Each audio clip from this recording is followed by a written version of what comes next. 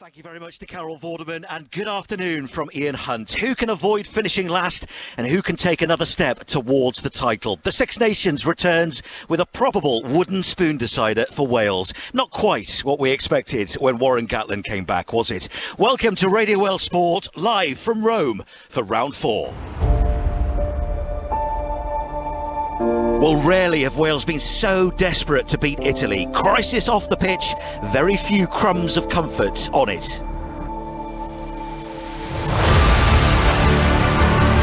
And that will be it. Another disappointing 80 minutes from Wales. They've fought hard, they've stayed in the game. The Italian job will be tough indeed for Wales. It's a third defeat for Wales under Warren Gatland. Yes, 3 defeats from 3 for Gatland's Wales, and now underdogs with Italy inspired by the win that stunned the Cardiff crowd 12 months ago.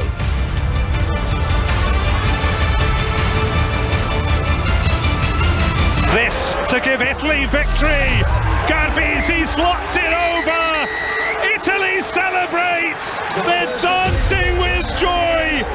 They have made history with a last-minute smash and grab. Their first win ever in Cardiff. They'll try and move the ball from their own 22 from kick-off. So if you get caught and you get narrow, you can get punished, but you can also get rewards from getting your spacings right and getting your line speed right. When in Rome, Wales don't tend to lose, but real fears at the first loss since 2007. There's a little chip ahead, and the ball is there for Bergamasco! Mauro Bergamasco has nicked it at the death! Our Welsh hearts have been torn apart. Eternal hope in the eternal city. Hope is fading for Swansea City fans, but flooding back for Cardiff supporters. Philogene cuts inside, shoots left-footed. Oh yes! It's 2-0! Jadon Philogene with a snapshot, would you believe it? Cardiff have scored twice. It's another defeat for Swansea City. The pressure mounts on Russell Martin. He's not even on the field after the sending off. A trip to Newport for Welsh legend Mark Hughes, while his hometown club are back at home and they look like title winners in waiting. Mendy has broken through from the left-hand side. 1-on-1 with the keeper. Is it 4? It is 4. Oh, what a statement this is. Corner comes in and it is a goal. It's Farquharson, it's Priestley Farquharson at the far post. 4 football commentaries at 3, 1 crucial rugby test at 2:15. We've got all of the drama covered right here on your Six Nations station. This is BBC Radio Wales Sport with Ian Hunt. Yes, we're in the country that's home to some of the world's finest opera houses. So what next in the soap opera that Welsh rugby has turned into in recent weeks? A very warm welcome to Rome. Benvenuto. Great to have you with us and to be here in Rome this afternoon. We are live from the Stadio Olimpico in the northwest of the Italian capital for Italy versus Wales on BBC Radio Wales, BBC Sounds and 5 Sports Extra. And let's just get the weather bit out of the way first, because I know if you're listening to this in some dark and cold corner of Wales where the weather outside is frightful, the weather here is delightful. You won't want to hear it, but it is lovely. It looks like a lovely summer's day. It is sunny, it is bright, it is almost hot, you might say. 19 degrees Celsius, could be 20 by the time we kick off at 2:15. We're right on the halfway line, right at the back of the main stand, with a real bird's eye view down onto the field where Italy and Wales are warming up at the moment. Lots of Wales fans scattered around the whole ground, blue seats everywhere. The floodlights are on even on this bright day, and we are looking forward to hopefully a Wales win. No Grand Slam, no championship, no wins so far for Wales. Can they avoid a first wooden spoon in 2 decades? Let me introduce you to our cast members. Gareth Delve, the former Wales back rower, is to my left, and Richie Rees is back in Cardiff in the studio. Sorry about that, Richie. I know it's very cold in Cardiff today. How are you? Good afternoon. I've just cranked the temperature up on the aircon in studio now. I'm all right in here. Gareth Dowell has sat here in his t-shirt. It is that kind of day, Gareth, isn't it? With no need for coats, no need for jumpers either. We've had a little wander around Rome this morning. Such a beautiful city. All of the history, all of the architecture, and so on, and the weather, as we've talked about. It's breathtaking here in Rome. All we need now is some breathtaking rugby from Wales. Not too much to ask, is it? No, not too much to ask at all, and I think you couldn't get a better setting, you couldn't get a better opportunity for Warren and the lads to really stamp their mark finally on this Six Nations and make a statement. And I think looking at this game all week, it's got must win written all over it, but it's about the performance. Italy have been excellent against France, against Ireland here, and they've been entertaining games, and so for Wales to come away with that win, I think they're going to have to play a bit today as well.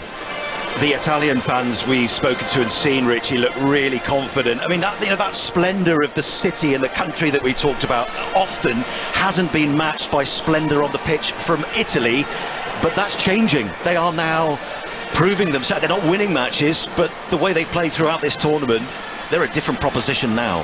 Yeah, they're scoring points is what's really important for them, which they haven't done over the years. But I think, and I haven't checked the odds, but I don't know, they're probably going into this game favourites, probably on the field. I'm not sure what is saying in the bookies, but you're right, they played some very attractive rugby, and it's just from Kieran Crowley and from the Italian public's point of view, I think this is definitely a game they're going to be targeting this afternoon, and I'm pretty sure Warren Gatland and the rest of his coaching team quite clearly know that, and it's something they're going to want to try and shut down nice and quick in this opening 20 minutes.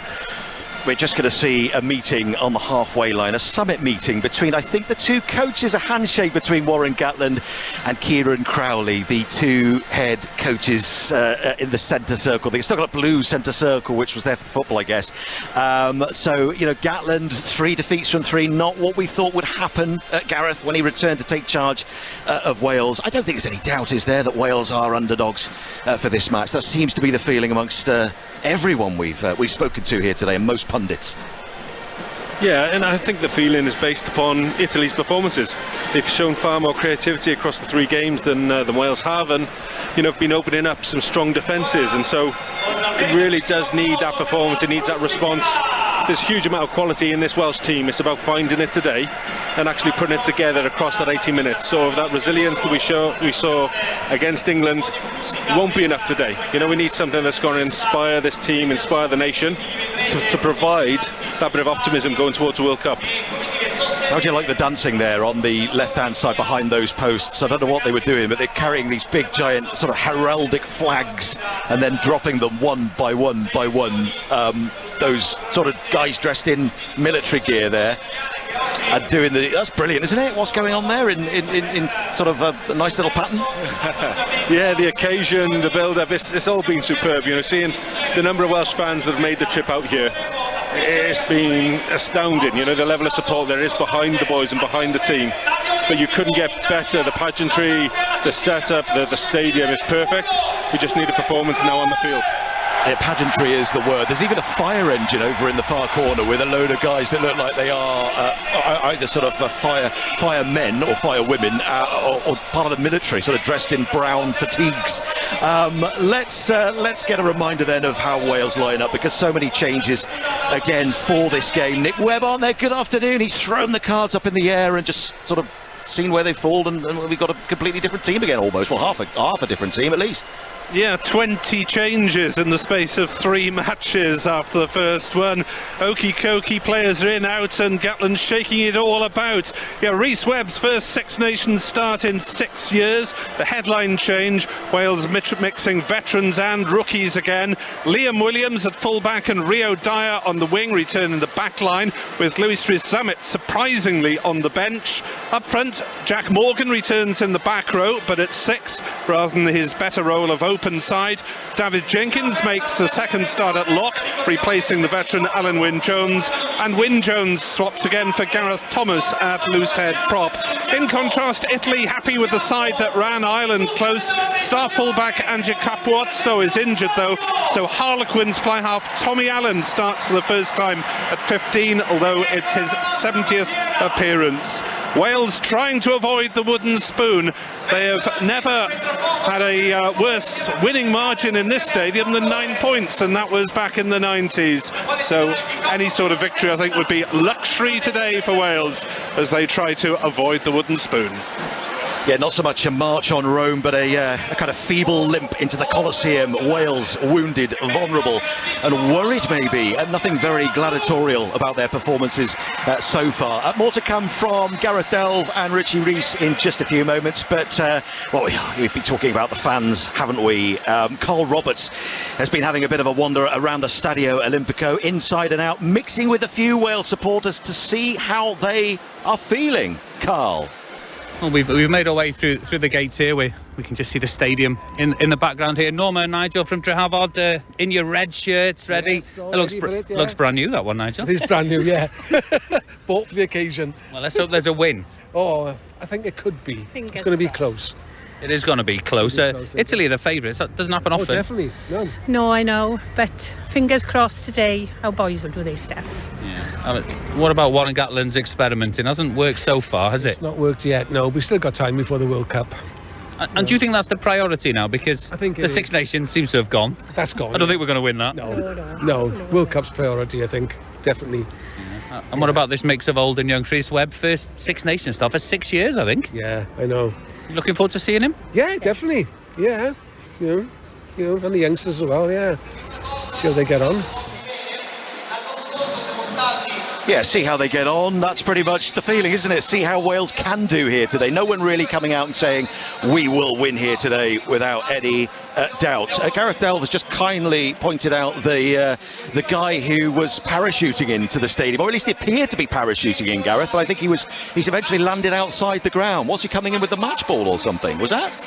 Yeah, pretty impressive. I think a couple of almost sort of paraglides parachuting down with the Welsh flag trailing in behind, so it would have pleased the crowds outside in the concourse, getting last minute refreshments. I think the Italian flag as well. So the build-up to this game has been incredible. You know, the city of Rome has put on a superb show and a superbly welcoming sort of crowd. But yeah, looking forward to getting down to business now, Ian. You're doing well spotting things. Keep going with that. In my eyes and my ears to my left here, Gareth Delve at the Stadio Olimpico. You are with BBC Radio Wales Sport. There we've talked about Wales. What about the Italian Renaissance that we have referred to? They're no longer the no-hopers that they once were, perhaps, even if wins are still a little bit hard to come by. 1 point on the board for Italy. That was a losing bonus point against France earlier in the tournament, but they have, as we've said, caused problems not just for France but also for England and Ireland as well. Gianluca Barca is a rugby writer who joins us now. Friend of the show, friend of BBC Wales, I think, by now. Gianluca, how are you? Yes, I'm a friend of rugby. A friend of rugby, yes. Yeah, absolutely. Big fan of rugby, and I guess, is it fun? Is it more fun and encouraging to watch Italy playing rugby these days than it once was? Absolutely. It hasn't been fun to lose for 10 years in this stadium, because the last win here, was in 2013 against Ireland. So this crowd have been waiting for 10 years, minus 5 days so far for a win. And we must be honest. I mean, after two so-called honourable defeats, today is the day we hope we end this course. Do you feel, do the Italian fans feel this is the closest they have been to a win here in Rome in those 10 years then? Well, this is possible, yeah. I mean, we have never started a match as a favourite, and I'm not sure we are favourite today, but it's a match we can win. You are favourites in most people's eyes. I think That's fair. Certainly back in Wales, saying Italy are our favourites. How have Italy got to this position where you are now challenging and competing with not just teams in the northern hemisphere, but also in the southern as well, because that win last year as well over Australia? Well, there has been a long process behind with the academy system, and very good under 20 teams who did well in the past, and they are still doing well. They beat Wales last night in Treviso, and the other step is due to the appointment of Kieran Crowley, who gave the team confidence and flair and spirit of attacking. Is no more an Italian team arm wrestling with everybody, but trying to play ball in hand and try to attack. Of course, Capuzzo was a big arrow in the attack, and he's not there today. Yeah. But we'll see if he's a man show or is a team. How big a loss will that be? He was a big hero in Cardiff, as we saw when you won there last year. Yeah, and he was the Azzurro. We covered most meters in the first 3 days of the tournament. So missing him today might be important. But we are positive. I mean, we think the team has the capacity to play quick rugby and try to upset Wales today. You sound very excited and optimistic about a win today then. No, I'm not usually, but I must be honest. I mean, today is probably the closest chance we have got so far to win in this stadium. We wish you well after final whistle. Thank you very much, Gianluca. Thank you to you. Thank you. Enjoy the game. Thank you very much for being with us once again. So that is the perspective from Italy, and of course we will hear, we hope, from Kieran Crowley, the Italian coach. A couple more then from Gareth Delve and Richie Rees about the challenge, and maybe, guys, about the team. I mean, Nick went through it a few moments ago. The Wales team, Richie, 7 changes once again, and he's just trying to find his best 15 at the moment, because people don't really know what that is. Struggling to see what the plan is at the moment. Who's our best 10? Who's our best winger? Who's our best? Knows either what his favourite team is at the minute, if I'm honest. But I think he's quite clearly stated that his goal is to get to the World Cup knowing that, so he's going to take the Six Nations to do that. But I think from both coaching setups, it's a game neither side can afford to lose. Us as Wales, we've lost 12 of the last 15 games, and Italy haven't beaten Wales at home since 2007.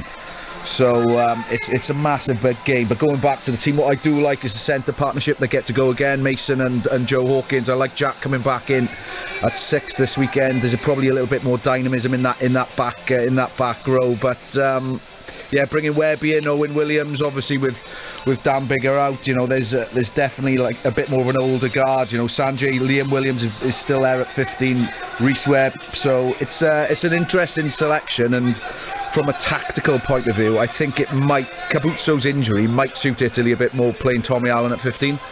So they make the most passes, but they have the least territory in the Six Nations so far, Italy.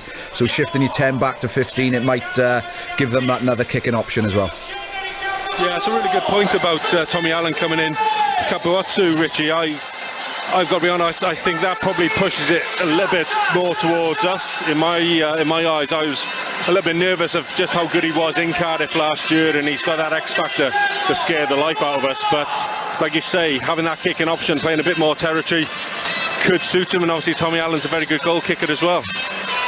So Wales continue to go through their pre-match drills, as are Italy, down in the sunshine, 2/3 of the field bathed in lovely Roman sunshine here this afternoon. You are listening to BBC Radio Wales, BBC Sounds and 5 Sports Extra. Don't forget, we've got the football to come as well at 3 o'clock, and we'll set the scene on Cardiff, Swansea, Newport and Wrexham's games in just a few moments. In the early kick-off in the Premier League, meanwhile, Bournemouth are leading at home to Liverpool. Philip Billing has put the cherries in front there on the South Coast. There are 4 more games to come at 3 and 1 at 5:30.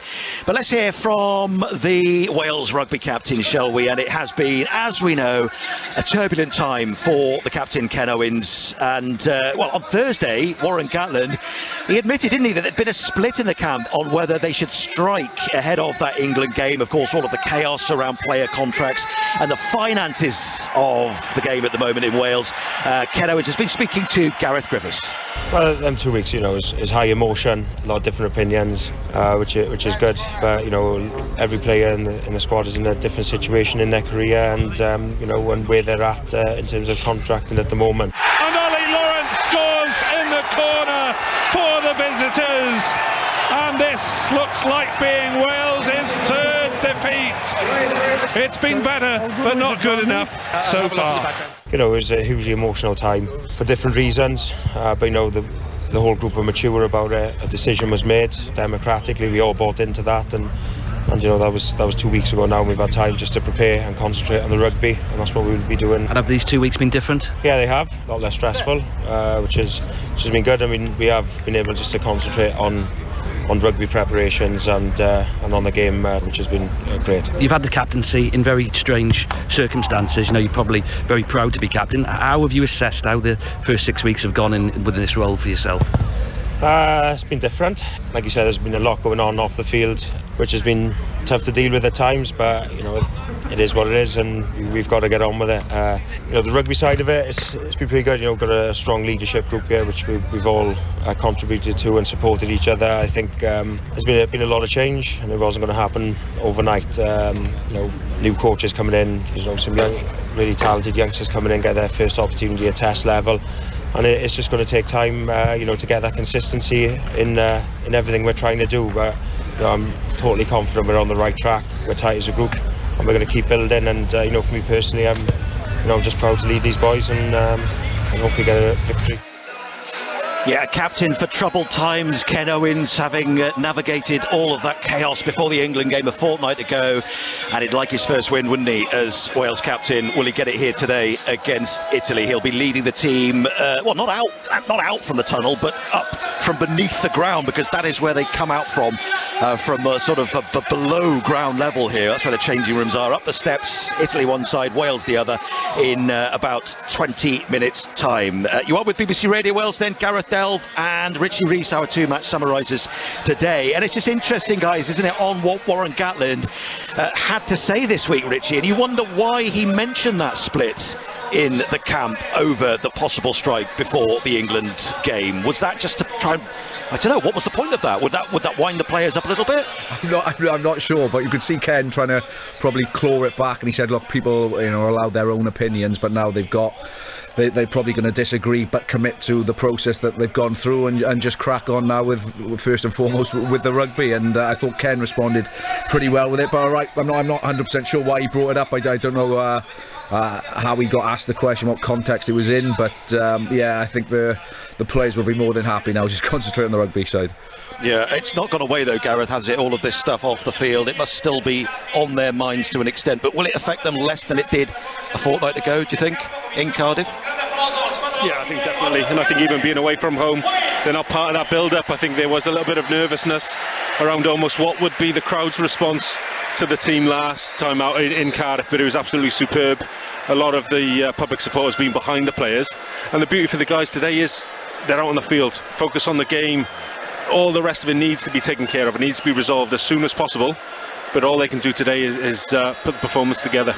And it is more than a week away, of course, because they go straight to France after this game this afternoon to begin preparing for France, the final Six Nations game next weekend. They're not going back to Wales in the middle.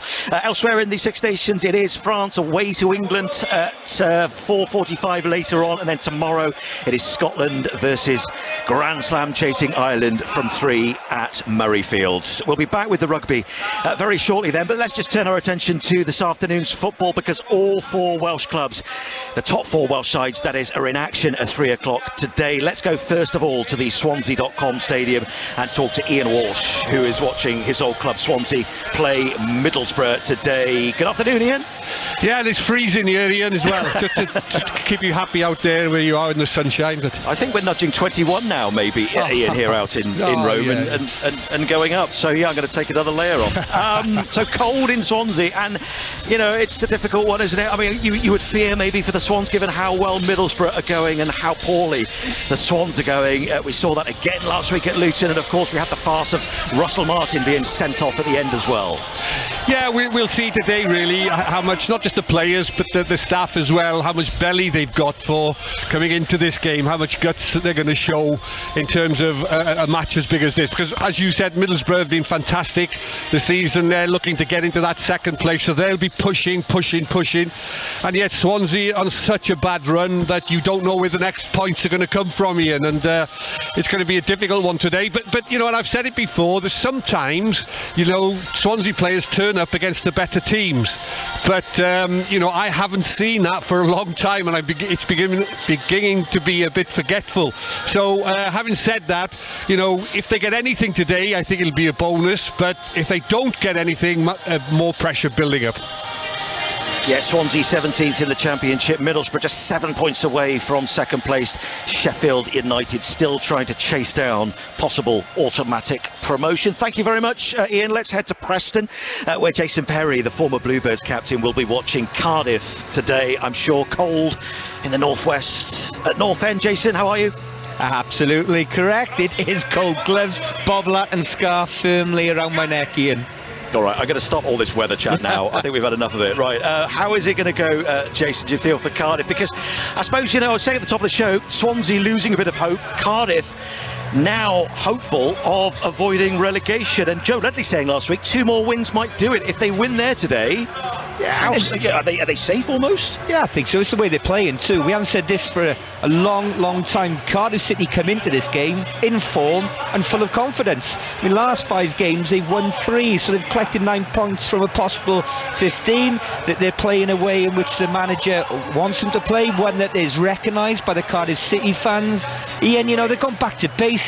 They're working hard for each other. They're well organised. They're playing in the opposition's half. So I think they come here feeling they could at least get a draw and possibly get a win. I mean, don't get me wrong, Preston themselves haven't lost in 5, but I just feel as Cardiff City side are comfortable with the manager, and the manager now is getting comfortable with this group of players. It's always a hard thing for a coach or manager to come in and to change the way the players play, the way they think, because he didn't bring him to this football club.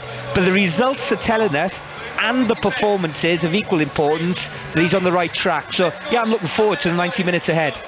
Well, stay warm, Jason. Tighten that scarf up a little bit, not too much, but just a bit, and we'll be back with you later on FM in the southeast for Cardiff commentary. And also we've got Newport County and Wrexham today. The Welsh legend Mark Hughes back in Wales with Bradford City. They play Newport County at Rodney Parade at 3 o'clock, and his hometown club Wrexham hoping to go 7 points clear at the top of the National League. They are home as well to Southend at 3. That is before title rivals Notts County play Dorking at 5:20. So just to explain where all those games are, Cardiff and Swansea on FM in the southeast and the southwest from 3. Newport is on 95.9 FM in the Newport area. Wrexham on FM in the north and the BBC Sport website. Team news coming up for you very shortly at about 2 o'clock. It's still Bournemouth 1, Liverpool 0 in the Premier League's early kickoff.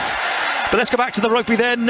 It is Radio Wales Sport live from Rome this afternoon for the Six Nations game between Italy and Wales. The Stadio Olimpico filling up very nicely. Predominantly, I have to say, red shirts when you look around the ground at the moment, but I suppose that is because the blue shirts just sort of merge or camouflage into all of the blue seats in a way, don't they? But certainly the Wales fans painting this stadium red here today, hoping for a Wales win. And let's hear from another former Wales international.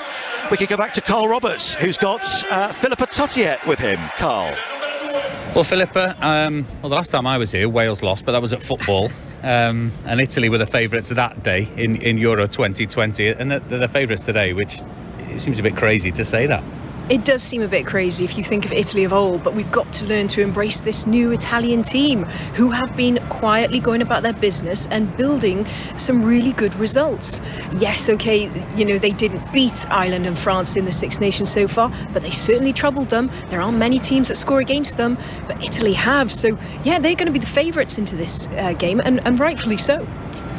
And from a Welsh perspective, you know, they want to avoid a wooden spoon. Mm-hmm. They want to avoid their lowest world ranking. Mm-hmm. Have they got, has Warren Gatland picked the right team to do that?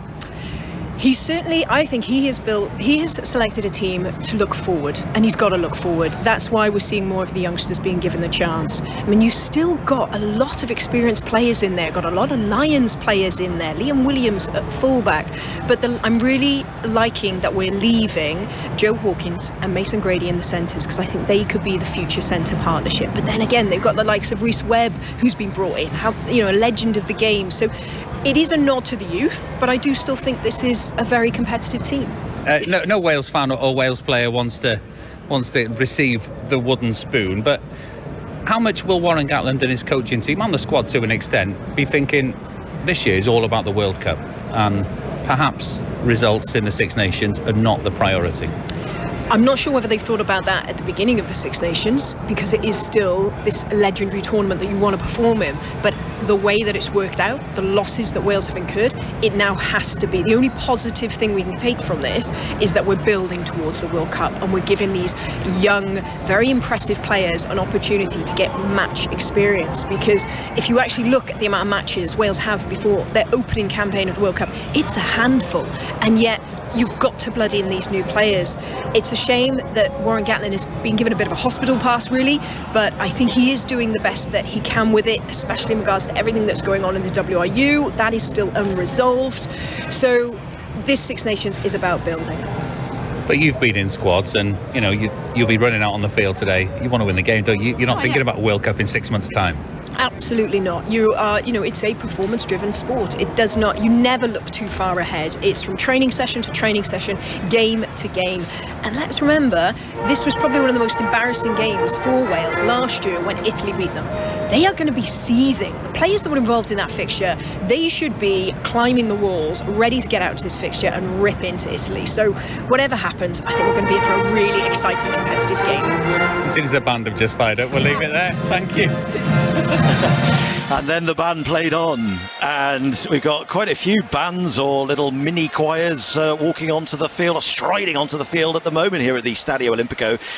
We just had a young bunch of youngsters dressed in military gear, all carrying trumpets, run on to the field into the centre circle. They're now sort of either side of the halfway line.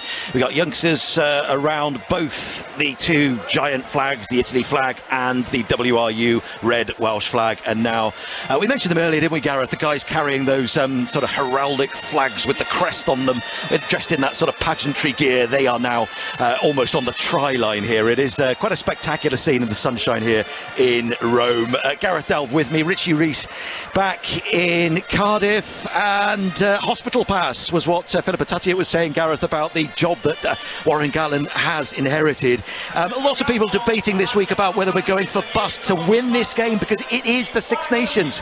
We want to do well in this tournament, or are we looking at development towards the World Cup? Where are you on that particular debate? Well, I think the development mindset has come partly from the fact that this tournament's over for us. That what is left to play for is that pride, and certainly development of these younger players that have come into the system to show that they belong. And I think that they've put a good case together.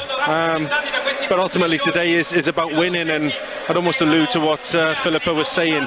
Last year was a surprise. It was a big shock. It was a big defeat, and we've been talking about how uncompetitive this Italian team have been. Today would not be a surprise. Today is a full-on test match, and Wales have got to prove they're up for that challenge, because this Italian team has jumped leaps and bounds over the last year. And Richie, just another word on the team. We talked about it earlier on, the 7 changes from Warren Gatland.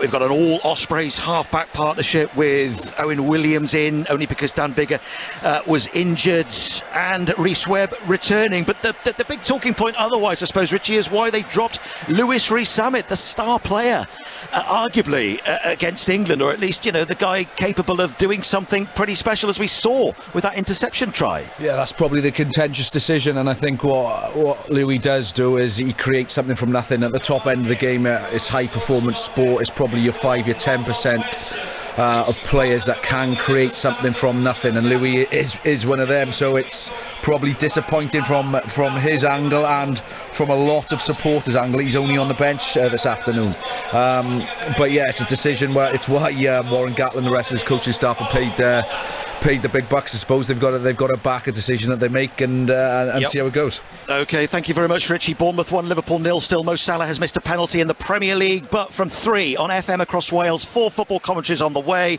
Swansea, Middlesbrough in the southwest, southeast for Cardiff at Preston, Newport home to Bradford on 95.9 FM in the Newport area, Wrexham Southend on FM in the north, and the BBC Sport website. Let's get the team news, and we'll start at Swansea with Rob Phillips.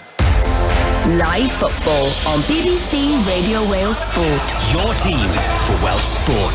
Swansea manager Russell Martin makes one change in the side that lost to Luton. The return from illness of Matt Grimes, in for the injured Joe Allen. So Swansea, Fisher in goal, Cabango, Wood and Latabodier, Sorinola and Manning, Grimes and Fulton in the midfield, Kendall and Cooper behind top scorer Joel Peru. Middlesbrough make one change, the return of Paddy McNair, and they include the championship top scorer Chuba Akpom. Good afternoon, I'm Simon Davis watching Preston against Cardiff, and there are 4 Bluebirds changes from the win over Bristol City. Keeper Ryan Alsop is starting the first of a 3-match ban, so Jack Alnwick comes in goal. The other new inclusions, Keon Atete, Callum O'Dowda and Andy Rinomota in for Shea Ojo, who drops to the bench, and Joe Rawls and Connor Wickham, who don't feature on the subs bench. As for Preston, their team features Wales international Ben Woodburn and former Cardiff player Greg Cunningham. And we will bring you the Newport and Wrexham team news as well shortly, with Newport playing Bradford in League 2 and Wrexham home to Southend in the National League, hoping to go 7 points clear of that division before Notts County play later on at 5:20.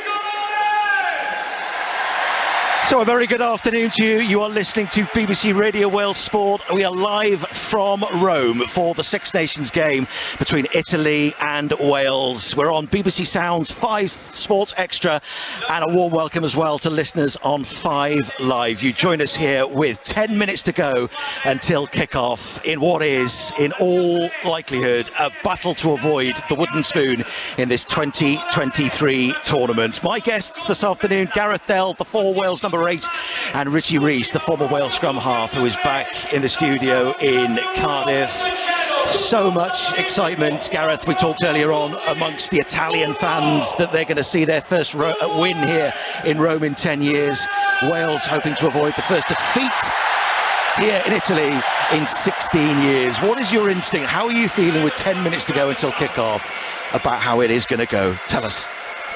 Well, I'm ever the optimist, Ian, as we've talked about before, and I like this Welsh team. I like the youth, I like the mix, but I think the man that's going to have the biggest say on the game today is Rhys Webb. The more I've looked at Italy, the more I saw their frailties against Ireland in a very valiant performance. I think Rhys Webb has got the ability to unpick that defence, to sort of have a little bit of creativity at the base of these rucks that we did lack against England. Creativity, Richie, is key for Wales. They talked a lot about how they need to be more creative when they get into the opposition 22. Just 1 try in each game. They've conceded 12. How do they improve that here today? Yeah, I think they've got to be sensible as well. I can't see them going an awful long way away from how they've tactically set themselves up. I think they'll still kick an awful lot to compete off 9. Maybe with a couple of crossfield bombs with Owen Williams coming in, but they're going to go after Italy in the air, particularly with shifting Tommy Allen to that backfield and try and pinpoint him there. So they look to get creative off those transition plays. When that ball breaks up from defence into attack, that's when they can spring to life against some unstructured defence. That Wales team is gathering in the tunnel. They'll be out in just a moment. Let's hear from Warren Gatland, though, his final pre-match thoughts. We've still got a lot of work to do. As I said, we've got some young players that are pretty exciting that need a bit of time, and for a lot of probably a number of players, as could be their last year in a Welsh jersey as well. So there's going to be that sort of transition going forward. Yeah, Warren Gatland, then the Wales head coach, who's had 3 defeats from 3 in this year's Six Nations after returning to take charge, taking over from Wayne Pivac at the end of last year. We've said it so many times, it's not the return that we expected from the Wales head coach, who had such an extraordinarily successful first period in charge of the men in red. Ken Owens leads the Wales team then, and they're about to come out of the tunnels right beneath us here at the Stadio Olimpico. They climb up the steps and then turn right at a 90-degree angle to come out onto the field. Italy will then follow. It's all gone quiet before the noise then really gets going here. And as we have been saying, Gareth Delve, Italy are feeling very, very confident. And we talked about it at the top of our programme on BBC Radio Wales, just how good, how competitive they have been so far in this Six Nations. How good have they been in your view? Well, they've been absolutely superb, Ian, and I think Kieran Crowley, you know, as Gianluca was saying, he deserves so much of the credit for that. You know, he's come through almost the hard way, development mindset. He's worked with Canada, spent 5 years with Benetton, and you can see that the real heart of this team is Benetton. 13 in the match day 23, 7 of the pack, 10 of the starting team. Got his mark all over it.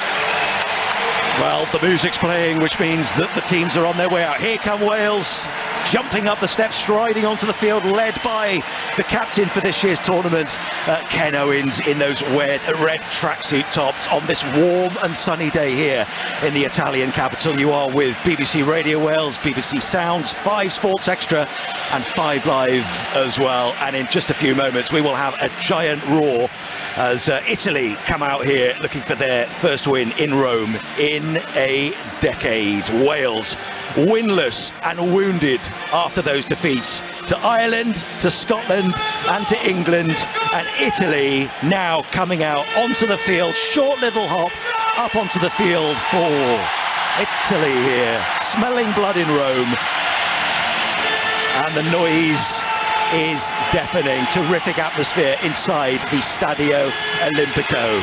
Will Wales rescue their Six Nations hopes before they go to Paris to face France next weekend, or will their hopes of getting anything out of this tournament be in ruins in Rome by 5 o'clock this afternoon? Both sides lining up then with big banners right in front of them, the blue Italian banner and the red for Wales, and we will now have the national anthems.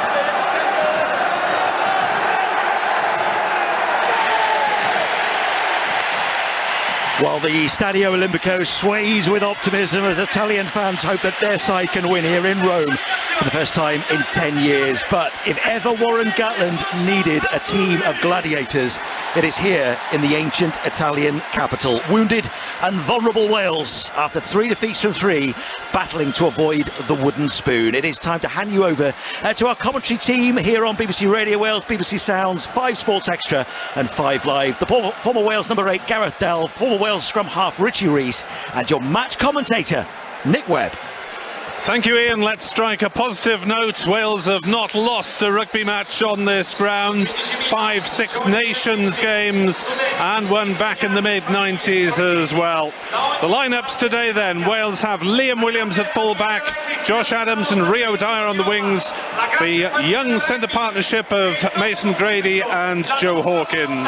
Owen Williams and Rhys Webb are at half-back, Wyn Jones, the skipper Ken Owens and Thomas Francis on the front row.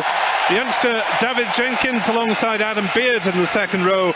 Jack Morgan, Talupe Faletau and Justin Tipuric are the back rowers. The teams in their last minute huddles. An Italy lineup with Tommy Allen at fullback, the only change from their defeat here against Ireland.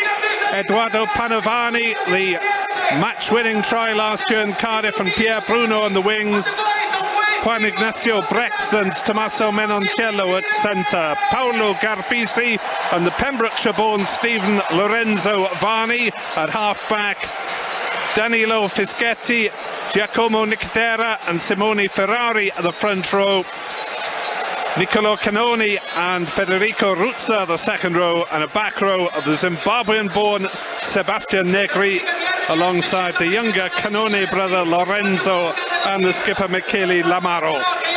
Italy will kick off in their all-blue strip, playing from left to right as we look out from the start. Mario Monti and referee Damon Murphy of Australia getting us underway for round 4 of the 2023 Six Nations. Joe Hawkins, the young inside centre, is the first Welshman to touch the ball just outside the penalty area markings that are there from Roma's European match where they beat Sociedad a couple of nights ago. The clearance kick from Webb collides off a couple of bodies. It's into touch and it's an Italian throw on the Wales 10-metre line just to our right. Gareth Delve. Yeah, good exit there from Wales, just looking to set up, not take any chances. Building the big caterpillar there, Webby, to get a good touch on the 10-metre line. So it's into line out from Nicotera. Italy win it, and away on the home side for Garbisi to try and little dink down the middle, but it's well read by Rio Dyer under pressure in the middle of the field, and Wales have secured pressure possession halfway inside their own half, just about in the sunshine. Forwards driving it up towards the far side of the field, just to give Rhys Webb a bit more of a solid platform. I was going to say, I think it's going up in the air, but Wales run it from their 22 and put the ball through hands. Liam Williams up to his own 10-metre line, chopped down though. Great tackle from Menoncello, and he didn't release the ball, and Italy have the penalty. Richie Rees, adventure not paying off on that occasion. Boxing exit from Rhys Webb. They bailed early, did Italy, in the defensive line. They've done exactly the same in that instance, but it's a great cover tackle by Menoncello. We were going to mention him pre-game, but he's a big physical carrier. Defensively, he's very sound, but it's good from Wales. They're trying their hand early. They train against the 20s in the week, and they run a couple of exits exactly the same, so expect them to keep their eyes open for that.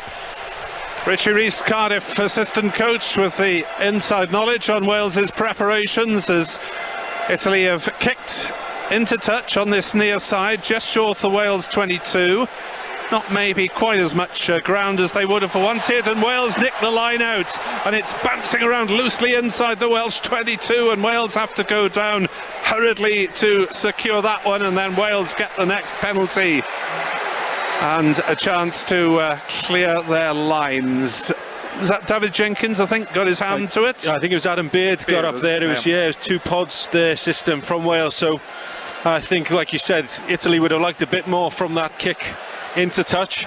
With it being sat just outside 22, Wales nice and adventurous, getting 2 pods up in defence, and Adam Beard plucking away the steal. Well played to Adam Beard. He and Dav Jenkins sporting identical black scrum caps, and Wales have line-out balls through. Beard on halfway, shipped on by Owen Williams. Wales try and bring the forwards into it in midfield. Then it's back for Williams to launch a high kick down the far side. The chase is good. The ball was knocked backwards by the Italian defender, but it's a chance for Wales to hound the Azzurri inside their own 22. Though the home side come away with possession. 4th minute of the action here on BBC Radio Wales, BBC Sounds, and 5 Sports Extra, as Garbisi gets a clearance in that just about drops over the touchline on the far side of the field, and Wales will have a line out.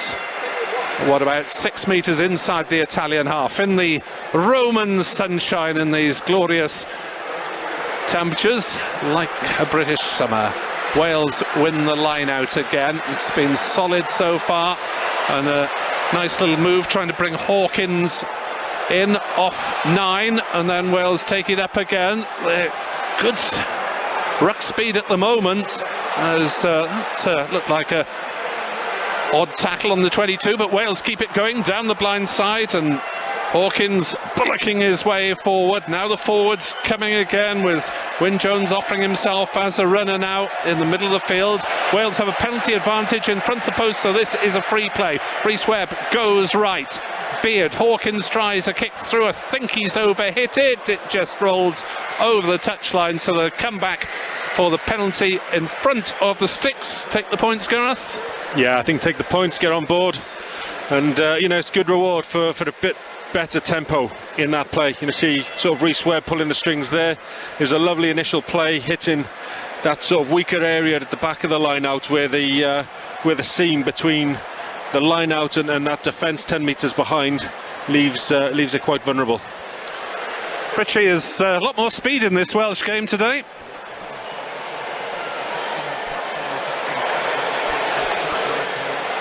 I think we're having a little trouble linking with Ritchie. So we'll sort that one out. 6th minute of the action. Italy 0, Wales 0. Owen Williams takes over the goal kicks. It is his chance to get his first points on the board in international rugby, and this is 6th international. 31-year-old, formerly of Leicester Tigers, Gloucester, Worcester, now with the Ospreys. Owen Williams to try and put Wales ahead then after 6 minutes in the Roman sunshine. Just in line with the right hand upright, 18 metres out. Owen Williams slots it over, and Wales are in the lead by 3 points to 0. Yeah, good start for Wales. Going for that long sort of crossfield kick, the hanging bomb that didn't have much sort of success with against a very strong England back three. But Pierre Bruno proving he's not quite as adept as Stewart or Malins were last time out, and so a tactic that I'm sure we'll go to again. Youngster Hawkins is again underneath the restart. He's just winning his 5th cap today. Under 20s skipper, and will be the backup fly half if needed, as Wales clear up as far as Padovani on halfway. He's tackled before he can get going, but the possession is there for Stephen Varney, son of Neath flanker Adrian, an Italian maternal side of the family. Italy have possession inside their own half. They're shipping it wide off the back foot though, and Wales putting them under pressure and forcing a knock on, and that will be a scrum to Wales. Yeah, really good pressure from Wales. That line speed brought by Justin Tipuric always stands out with that blue scrum cap, leading the line up, getting some good penetration into that Italian backfield. He still showed creativity and a willingness to play, but it's got him in a bit of trouble there, and pushing out to Bruno on the left. He's knocked on just outside their 22. First Six Nations match for the internet. The ref, Damon Laser Murphy, a former Australian Sevens player, 38 years old. and referee spotting a bit of blood on one of the Italian players, so it's just a little patch-up job, I think. Get out the elastoplast and let's get on with it. Richie, encouraging moment so far for Wales. Yeah, Warren Gatland referenced it in the week and in the lead-up this morning in his interview there. They're after a little bit more line speed and manage their spacings a bit better, because what Italy will do, they will overplay. We saw it then. They've gone 2 phases. There's absolutely no need for them to try and to play to width within 40 metres with their own line within the first 20 minutes of this game. They've done exactly that. The line speed has brought the error and it's given Wales an attacking opportunity. So 3-0 Wales in the 8th minute here on BBC Radio Wales, BBC Sounds and 5 Sports Extra, as Wales have a scrum over on the right-hand touchline as the men in red look at it, and one of the Italian forwards is still being patched up in midfield, more than the plaster sticker needed, as a couple of medics try and keep the blood from flowing, and the referee wanders over. But encouraging so far, Gareth, that we haven't seen the nervousness and the cautious approach that we've seen from Wales in previous matches. No, it's been a confident start, and as Richie alluded to, it's put the pressure back onto Italy, and they felt that pressure in front of a great home crowd to try and overplay, and that's something we have to play on. You know, Italy have got a superb crowd behind them today, but it's almost turning that against them, making them overplay, making them sort of feel they have to entertain and taking advantage. Yeah, it's a 72,000 capacity stadium, and so the crowd's probably in the 60s. There's a few areas not used at the top of each end of the ground, but it is a lovely sight here on a lovely afternoon, and Wales win scrum ball 35 metres out. Again, it's Hawkins used as a main carrier, and away on the Welsh side on the 22, middle of the field. Rhys Webb goes back right. Ken Owens carries but is chopped down by an Italian defender.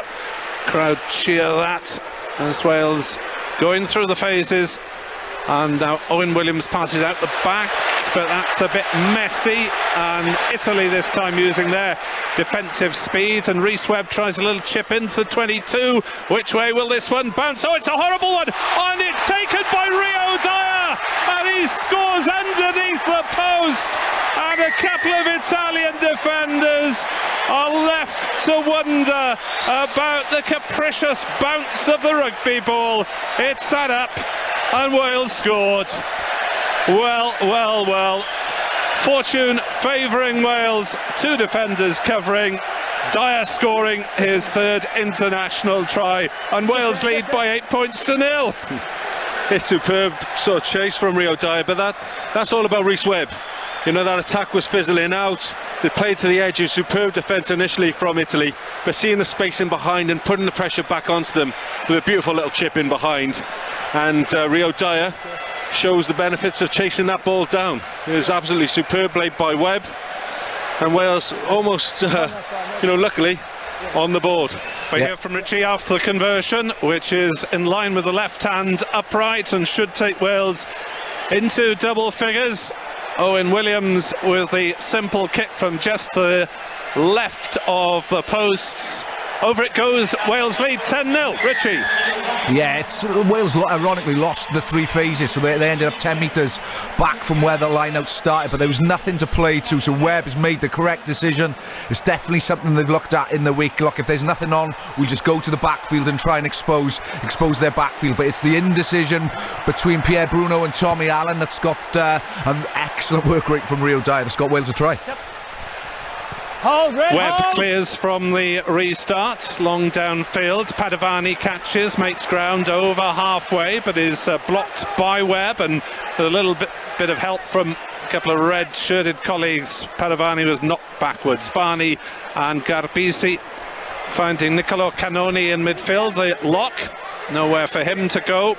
Varney tries to slam a long raking grubber through, but Owen Williams was tracking back, and he bangs it long downfield. Paolo Garbisi inside his 22 as found touch, but Garbisi definitely straight out. Shots, yeah. And he's brought back to just outside the 22, and he looks bewildered at that. I didn't think he was outside, but obviously the assistants did. Yeah, I just thought his sort of his lead foot, he planted his foot, and I felt that was outside of the line. I didn't even think it was that close. I think he was about half a metre over. Yeah, so it's the pressure that the Wales are putting on Italy at the moment. Everything is coming to fruition, and that is the danger for the home team in terms of playing in such a sort of febrile atmosphere. It's such a great occasion, and they're absolutely hang on, they've reversed the decision. I think this is wrong. I'm sure he was outside of the 22. Outside, As the assistant now on this near side has gone back to a position directly beneath us, if you like. It's about 6 metres inside the Italian half, but it's still a Ken Owens throw. I think we got the Italian camera crew to thank for the angles, but I find that bizarre. Line out ball for Tipuric for Wales.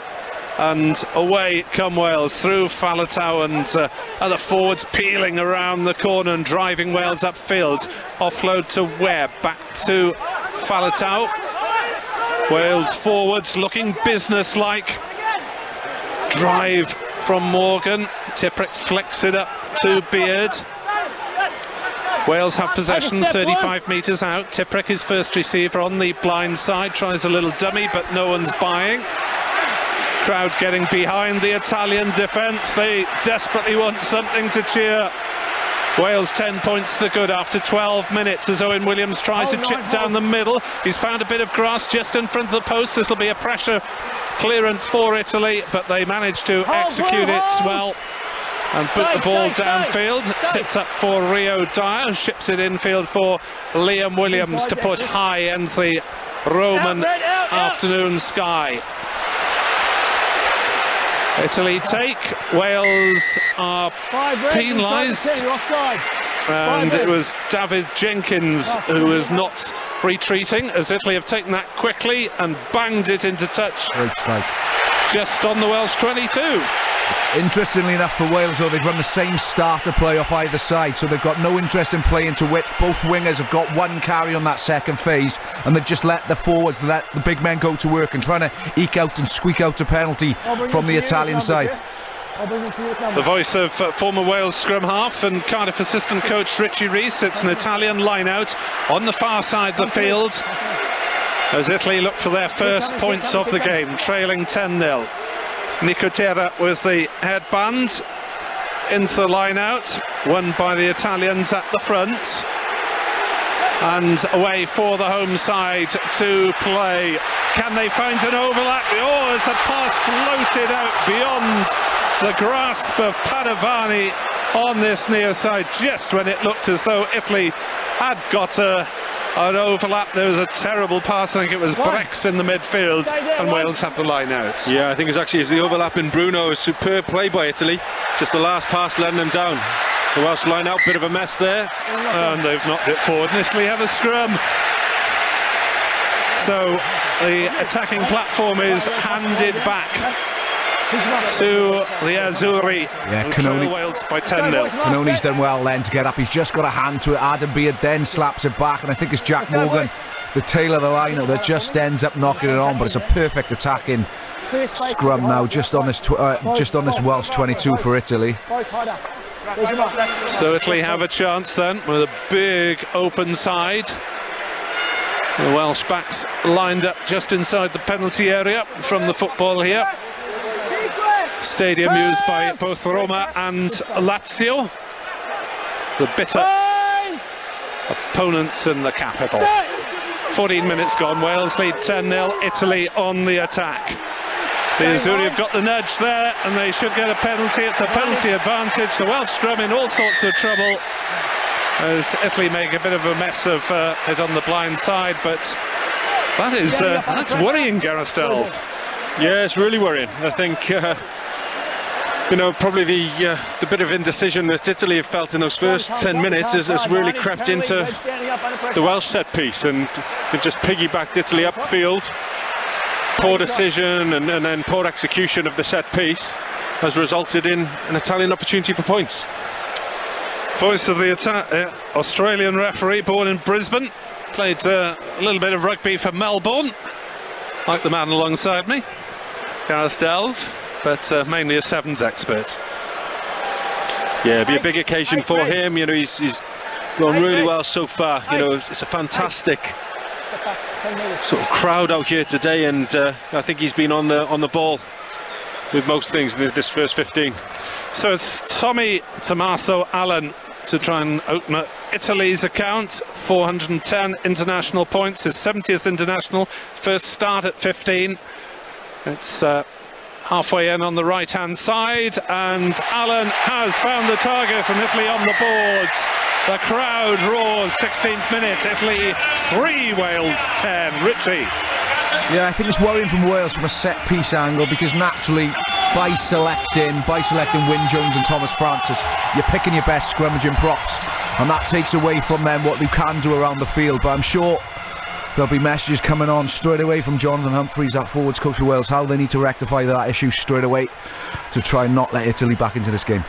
Wales restarts through Owen Williams. Italy look to run it inside their 22, but their forwards quickly setting up some go-forward ball for the Azzurri, who are showing real adventure here. Forwards and backs combining as Negri has a charge, and then it's back for a bit of blindside close-range passing, but there was not really any room to go around the outside of the Welsh defence.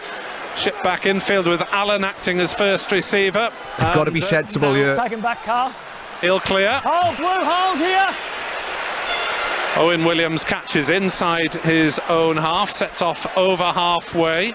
Out, please. Nice. Tries a cross kick.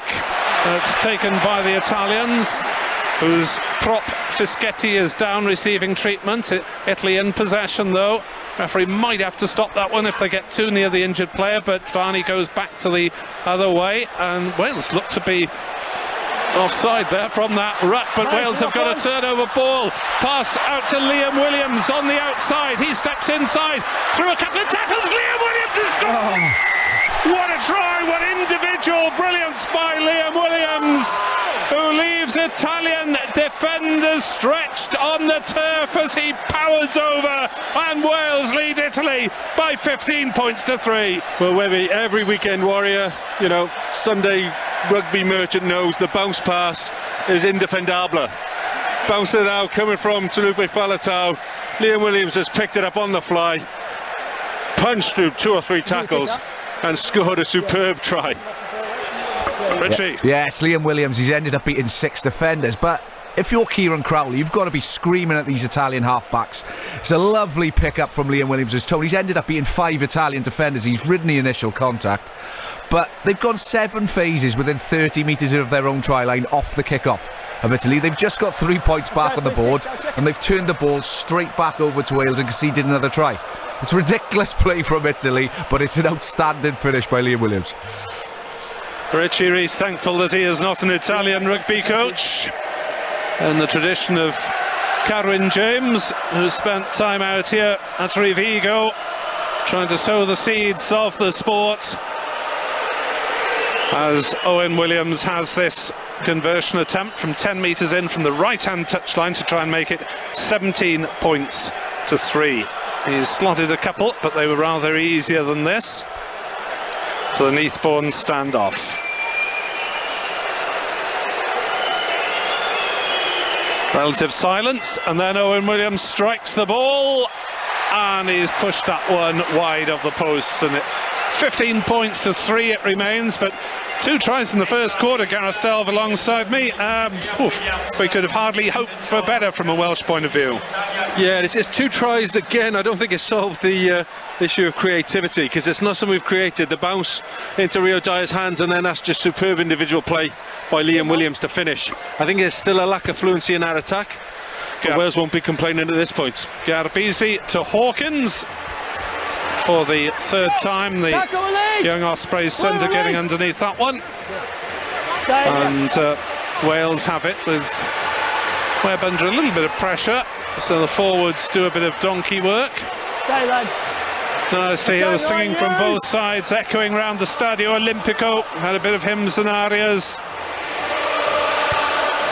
Now they're trying to get Fratelli d'Italia back into action as Padovani's underneath the kick and halfway, but it gets absolutely smashed. The follow-up, the kick was good on that occasion, as it wasn't on so many occasions against England last time out. Italy in possession on halfway. Varney comes back towards us. A little bit of a juggle by the Hoca Nicotera, but Italy keep it going. Not gaining any ground on halfway, as Garbisi fires another pass rather hopefully and vaguely into midfield. Varney appeals for a penalty and gets it inside the centre circle. Wales flopping around. Faletau picked up, and Italy have the chance to get back onto the attack. Yeah, really obvious penalty there. It could have been either Taulupe, Faletau or Adam Beard pinged for not rolling away in the tackle, and a really soft one to give away. So it's a line out on the Welsh 22, away to our right as the sun disappears a little bit. Just a few faint patches of blue, high cloud though, no expectation of rain. You're listening to BBC Radio Wales on BBC Sounds and 5 Sports Extra. 21 minutes gone in Rome in round 4 of the Six Nations. Italy 3, Wales 15. 2 tries to the men in red from Rio Dyer and Liam Williams.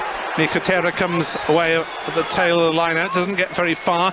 Varney finds another pod of forwards coming round into midfield. Wales trying to slow it down, but Italy going well, it seems, stressing the Welsh defence. Back for Lamaro, nice little run round loop, floated pass out to Padovani, inside to Menoncello, who tries to beat off a couple of tackles. Varney back in field to Garbisi.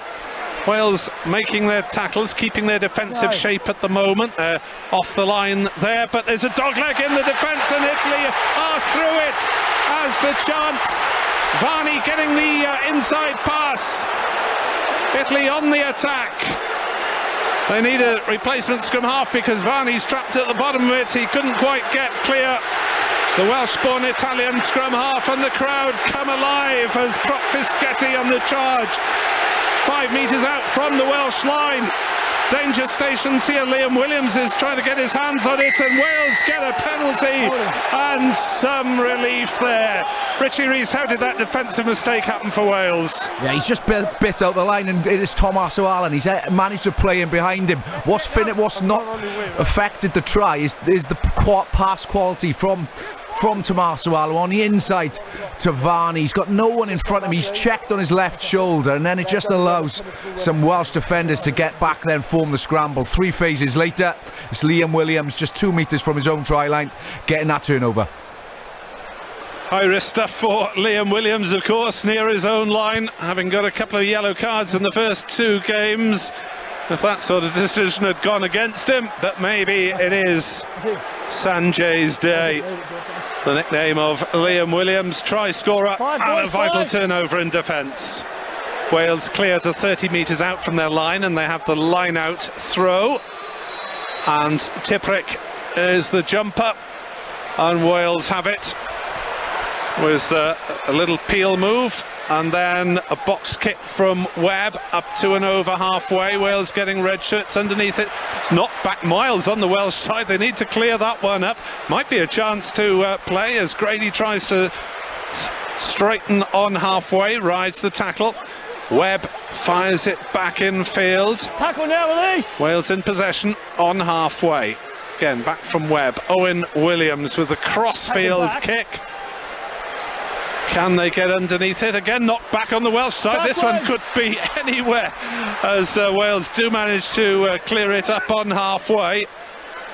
And they go blindside. That looks like a blind alley for Josh Adams, I'm afraid, but Wales retain possession. Tipuric flicks it away. Wales with plenty of willing carriers. Possession on halfway. Wales leading 15-3. 24 minutes gone. Webb puts the kick down the far touchline. The pressure isn't quite there on that occasion Garbisi says, I'll have the mark, thank you very much indeed. The free kick, and 25 minutes gone. Italy with a chance to clear their lines, which Garbisi belts it long downfield. Hasn't gone for touch, of course, because it wasn't a penalty.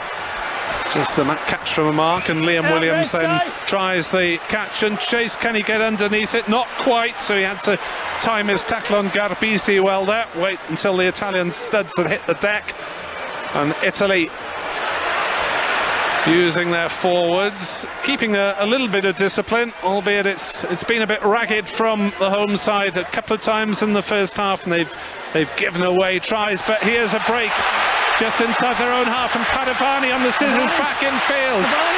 Varney and support, and Italy away through Cannone. They've got support runners all over the place. Wales making the tackles just short. Stretched, but might have lost the ball. Has he scored? Bodies flying all over the place on the Welsh line. Juan Ignacio Brex doesn't look too confident at all, as the Welsh defence was split wide open with a flowing Italian mode. Superb attacking play by Italy, and for all the misadventure playing from too deep in this first half, they've been by far the more fluent attack. The interplay between backs and forwards, always connected, runners off the ball. Superb play by Italy. Because the players are down with pressure, can you also just check where that tackle comes from after the original tackle as well, please? So it's over to Joy Neville, the TMO. And checking the tackle thereafter if the grounding is not successful. Okay. On-field decision, a try, but grounding. The tackle is against 15 red, but we'll check grounding first. As Brex is just losing the ball short of the line. I don't think that will be given. Oh, that is a marginal decision. I've seen them given. As we're going to go through a few replays on this, I think. He was being hauled back by the shoulders, come neck area anyway. So I have a decision. Damo, the ball has clearly been lost forward. However, we do have a tackle by 15 red off the ball. So we'll be going back for... No, for me, penalties, right? The bench is over. It'll be a goal line, drop out for knock on and goal. The tackle was some way back from Liam Williams that they're talking about. It wasn't the tackle on the line. Can you just show us again that last tackle again for me, Joy? Can you repeat that, please? Can you just show me that last tackle again? We're just checking to make sure there's no offside line by the Italian player coming over. This is the tackle on Brex, I think, as he's scoring where he appeared to be hauled back. I think he's looking to check if it's an offside tackle, but because of the offloads, there shouldn't be an offside line. Here's your best angle. Now the picture being shown on the screen is not what the referee was asked for. They've forgotten about the Liam Williams off the ball tackle. He bought a dummy, basically. Okay, so you're looking at the last tackle. Correct.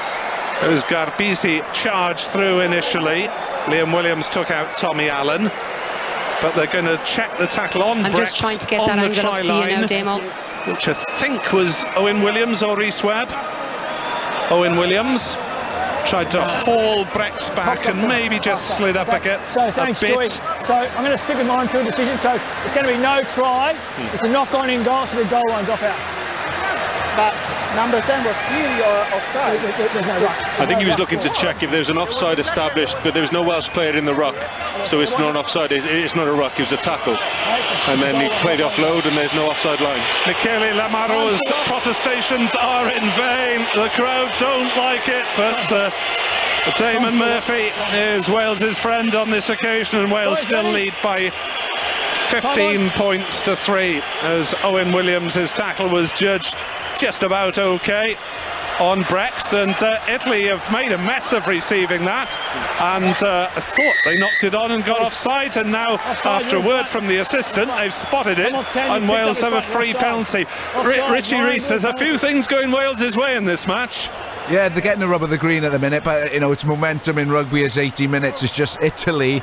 They've got to get back in control of the game. They've got to get momentum, and once they've got it, they've got to keep hold of it. There's too many unforced errors from them at the minute. They're creating opportunities, but ultimately Wales aren't having to do a lot for the points that they're scoring themselves, whereas Italy are having to create and go through a lot of passes, a lot of effort to try and get any wins at the minute at all. So Wales with a penalty, and interestingly, Owen Williams is going for goal from about 4 metres inside the Italian half of the field to try and get Wales up to 18 points, which would then be a 3-score game if my maths are correct. So let's not bother with the bonus points, kick into the corner and go for lineouts. Let's try and knock over the 3 points as the Ken Owen strategy and get 3 scores clear. And who can blame the skipper in this turbulent campaign for taking the more conservative approach? This kick then from just the left of the uprights for Owen Williams. It's a difficult one. He's hit it long, hard and wide, and it remains 15 points to 3. Richie, thoughts on going for the posts? Yeah, I think it's the right call. I think they've just got to, because we haven't had an awful lot of possession in that Italian in that Italian half, and I think as soon as we get there, with the errors that this Italian side are making at the minute, we've just got to take every single point that we can. The restart from Garbisi is fielded by Hawkins just inside the Italians' half. Faletau, rather more shaven-headed Faletau these days, off on the charge, but held up by a couple of Italians and driven back, needs to get to earth, does so. Webb away to Francis. Hawkins trying a little bit of a switch with Dyer, but wasn't terribly well coordinated as Webb belts it high in the sky. Get under that somewhere. There's a bit of pushing and shoving. It's bounced back loosely on the Italian side. That's a sprint. Advantage for the knock-on. Stuff inside their own territory at the moment. Boys, that's a maul. And they've knocked it on. So we knock on scrum, blue ball. Good strip by Mason Grady in the tackle. He's got that ball out. So it's effectively play on because it's in the tackle, but Italy, they've managed just to get away with one there. But again, it's a tactic that Wales have employed all half, just going straight back to the air when they know nothing's on. Go straight back to the air, try and challenge this back three of Padovani, Allen and Bruno for Italy, and they're having success with it. Okay, let's stay down. Yeah, it'd be nice to see Mason Grady get a bit of ball with a little bit of attacking space going forward. The 6'5" Cardiff outside centre, whose brother Corey Allen made his Wales debut 10 years ago, and reading the Gatland quotes from that occasion, you could have almost have just changed the name, deleted the name Allen and stuck in Grady, and you've had the same quotes. Corey's in the stadium today, saw him on the way in to the ground, so he'll be happy, and I think he'll second that. Webby would love to see his brother get the ball in a bit of space, but for that I think we need to improve the fluency of our attack. We're sort of hitting one out forward runners at the moment, and we're not asking many questions of the Italians with the ball in hand. Unlucky really, Corey Allen, in terms of injuries, never quite able to develop a Wales career after a hat-trick of tries in a World Cup match and followed by a serious injury. Battled on, spent about 18 months on the Dragons books before finally giving it up. His younger brother Mason Grady doing pretty well. Italy with the scrum ball on their own 22, half an hour gone. Wales lead 15-3. Italy with a bit of forward ball. They've cut open the Welsh defence on a couple of occasions, and this time though they go boot to ball instead. It's a good pursuit, awkward one for Wales, and Josh Adams covering across from the far wing does a good job in making a solid clearance up to his own 10-metre line, near side of the field. Yeah, it's a good return from Italy though. It's their own exit scrum, just 10 metres from their line, but it's Garbisi. They play to an edge, they've gone one phase and he's just belted it 50 metres upfield. So it's a net gain effectively for Italy of 40 metres. It's now their line out just on that Welsh 10-metre line. A congested line out away from Lamaro at scrum half. Varney feeding Menoncello in midfield.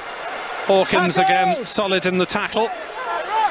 Italy, though, winning a few collisions from time to time, making a bit of ground over the gain line in the middle of the field, some 40 metres out, and the men in blue just trying to crash and bash their way forward before freeing it for a wide ball, and there's a bit of crossing in midfield, and Wales get the penalty just on their own 10-metre line and a chance to take the ball back into Italian territory. Gareth. Yeah, just overplaying a little bit there. Cannoni sort of running through and taking Tipuric out off the ball.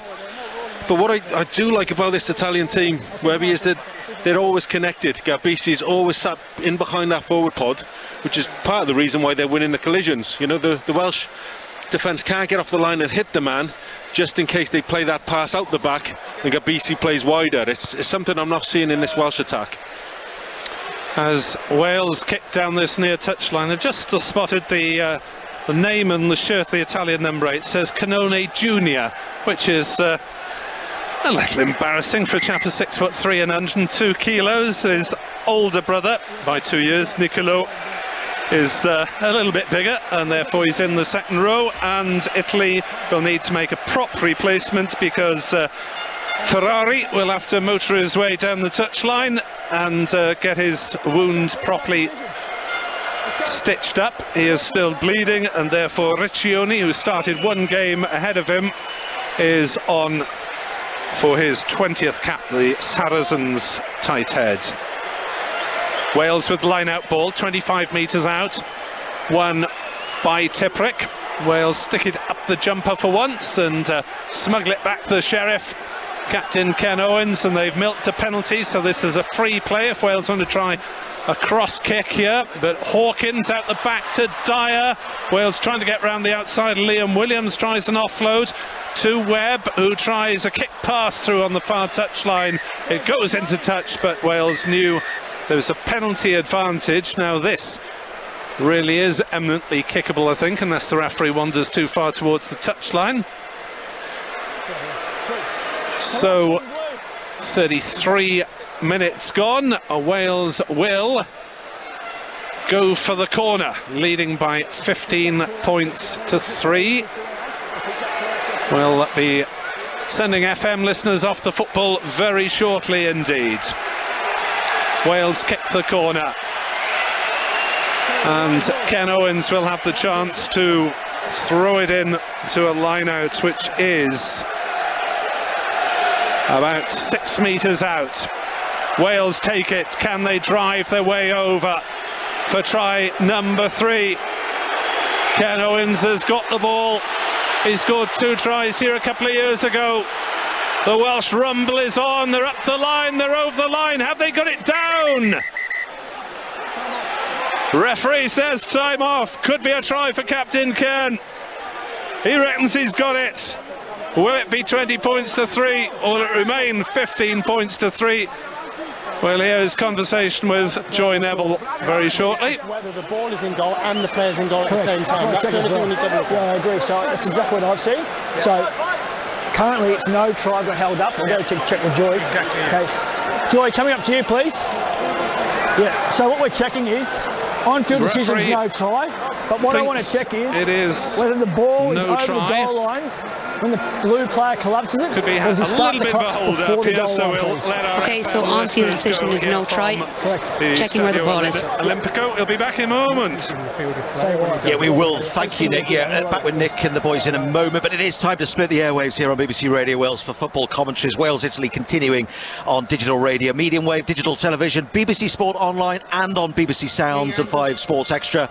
But on FM in the southeast of Wales, it's Cardiff City away to Preston. In the southwest, it is Swansea City against Middlesbrough. On 95.9 FM in the Newport area, Newport County against Bradford. On an FM in the north and online, it is Wrexham versus Southend now. It's all here on BBC Radio Wales Sport. Let me explain.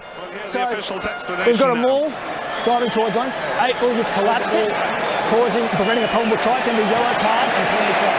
Wales have got a penalty try, and they lead by by 22 points to 3 after 34 minutes. Everything is going Wales's way in the Stadio Olimpico as they bounce back from the dreary, dismal moments of the first 3 games to enjoy themselves in the Roman sunshine. Penalty try Wales, it's a 7-pointer.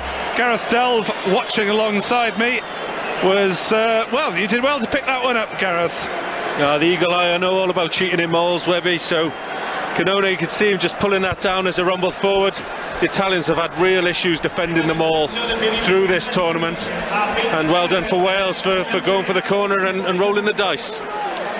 So Wales could have gone for goal. They kicked from further out. That one was a simpler penalty shot at goal, but they got the 7 points, and they're playing against 14 for the next 10 minutes as Wales's clearance kick is just about kept in field and then recycled by Wales, and Webb looks for a 50-22 and he's got one, and Rhys Webb puts Wales straight back on the attack. And well, Richie, Wales are really making the most of any Italian wobbles in this match. Yeah, they are. The brilliant thing from a Welsh perspective, we're not having to do anything for territory or points.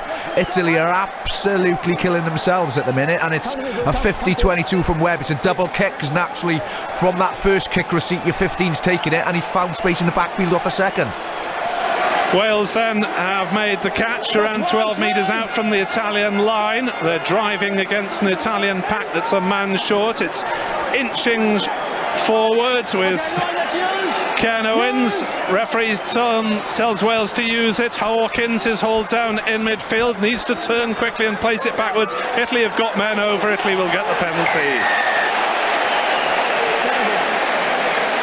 And a refereeing decision going Italy's way for once. Wales not releasing. Hawkins just got a bit isolated.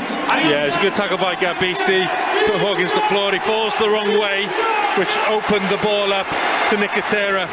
He locked in over it, and because the Welsh forwards were all stuck in that maul still, a bit slow into support, and it's a superb turnover for Italy.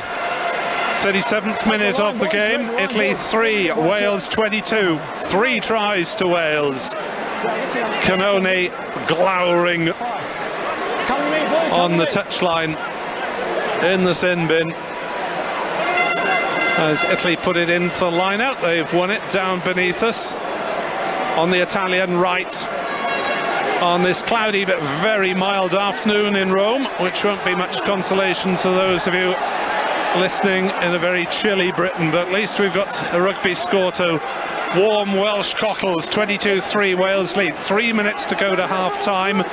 Italy have got another 7 minutes on their yellow card as Garbisi tries a nice little loop move. His offload goes astray, but the loose ball is picked up by Allen from fullback, and Italy keep it going 30 metres out. Ball in the centre of the field, looking to clear it out. Wales looking to disrupt. Can Wales just hold on to this till half-time? No, Italy have got a penalty as Wales come through illegally. Rhys Webb getting a little bit overexcited. Not back into the 9. Maybe Ken Owens rolling the wrong way. Who knows? There are a couple of potential offences there, but Italy with a chance to kick for the corner. Would have been a relatively simple penalty shot for Garbisi, but with a 19-point margin, Italy decide to kick the corner even though they're a man down.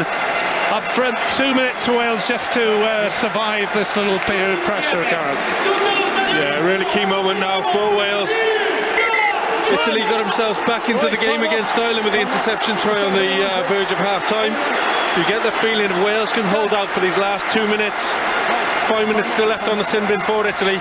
It's going to be a very tough half-time talk for Kieran Crowley to keep the Italians in this game. Simone Ferrari, the starting tight head prop, chugs back onto the field. Cruises back onto the field, whatever you will. Riccioni is off. It's a reversal of the blood replacement. 38 minutes gone. Wales lead 22-3. Italy with the attacking line out, looking to cause a few Welsh jitters before half-time. It's another penalty coming Italy's way as Wales try and stop the rolling maul. Italy come away into midfield. Brex is held up 18 metres out. Italy with a penalty advantage. So it's a free play for the home side. They're on the edge of the penalty area. They've got ruck ball. They're still going left. It's knocked on, so they'll come back across field for the penalty. Damon Murphy also asking Joy Neville for a number. Be interesting whether he's going to reach for a card at this point. I didn't see anything from our vantage point, but certainly he was keen to know who was the perpetrator. Let's have a listen. Hands on the ground in the ball. Hands on the ground in the ball. Red. Yeah, it's a harsh penalty. That it's something that the officials, the referees have been asked to look at. So you can't have your hand, if you're trying to stop a driving ball, you can't have your hands on the floor. You again got to support your own body weight. So it's a tough old call against Wales, that one. David Jenkins getting a ticking off, but no more. Italy kick for the corner and try and work Giacomo Nicotera, the Benetton hooker, over. It's nearly an old Benetton pack. Italy have the ball up the jumper in these last seconds of the first half. Wales try and hold on as the PA announcer goes mad. Italy chuck extra bodies into the maul. Can Wales sort this one out in defence? There's not much available behind the scrum as Varney digs desperately for it. Italy have it, I think, 3 metres out. Now they've reorganised another pot of forwards. Italy on the attack as the clock goes into the Reds. Another advantage, penalty advantage being played to Italy, so they got 2 chances to score. They try the cross kick floating towards the far side, and Wales get to it first. That looked like a dangerous tackle in the air, to be honest. From here, just a double collision, and yes, Jack Morgan, the penalty's gone, the advantage has gone against for killing the ball, slowing it down with that contact. That's right, time's up. So Jack Morgan playing at blind side. The cross kick didn't come off, but Italy have another chance for the clock. 25 seconds over the 40. So what you're telling me is, I had a penalty here for hands in the ruck, but you're saying 11 blue has then done foul play over there. So you're telling me foul play is trumping the penalty here? Could be reversal. Let me explain, Captain. Let me explain. Could be a reversal. Let's hear the ref. So just let me explain this. You had a penalty here for hands in the ruck, okay? But what's happened is 11 blue has made contact in the air, so that's foul play. So that's going to trump. Wasn't he for the ball? He wasn't. So it's going to trump this penalty here. The penalty over here to red against 11 blue. So Wales can just tap and blast the ball into the crowd, and that will be it. No. Time off, hold. No. It was Bruno who was pulled off, pulled up for a foul tackle. Liam Williams puts it into touch. The referee says it's the wrong place. Penalty, tackle in the air. A little bit pedantic there. Owen Williams will end the first half now. It's time out. Yeah. Penalty here, tackle in the air. Okay. Yeah. Italy decide they better get their players back on the field. Owen Williams sticks it into touch, and that is the end of the first half. A first half that at last has relieved a few Welsh worries here at the Stadio Olimpico. After 3 defeats, they look set fair for a victory in round 4 and to potentially avoid the wooden spoon. Tries from Rio Dyer, from Liam Williams, and a penalty try. And at half time in Rome, it is Italy 3, Wales 22. Well, bellissimo for Wales then, first half here in the Italian capital after what's gone on in the previous 3 games. Certainly cheers from the home crowd right at the end there with that little bit of uncertainty, and in fact the Italy coach, I think Kieran Crowley, is going to try and have a word with the referee as he leaves the field. The Italian captain is having a quick chat with him, and cameras following him as he goes down there at Lamaro. The captain having a chat at Crowley, trying to get a word with him. Obviously not happy, Italy, and the crowd not happy with the way that half ended. And I suppose, Gareth Dale, you look at it and they would have expected a different story from their team, given the optimism they had going into the game. Hoping to get their first win here in Rome for 10 years, optimistic that they could beat Wales for the second year running, but that was really a fantastic first half for the men in red. Yeah, it panned out, superbly for Wales, and Italy were sort of the creators of their own issues at times, playing from far too deep, almost this over-willingness to run, and the overplaying, as Richie said beforehand, has led to some great opportunities for Wales, and almost one-phase plays we've scored from. So efficient from Wales, but not particularly creative. No, but Richie, what they have done is managed to get that scoreboard ticking over. Obvious thing to say, but they've struggled to do that so far during this tournament. They've scored as many tries in those 40 minutes as they had done in the first 3 games combined.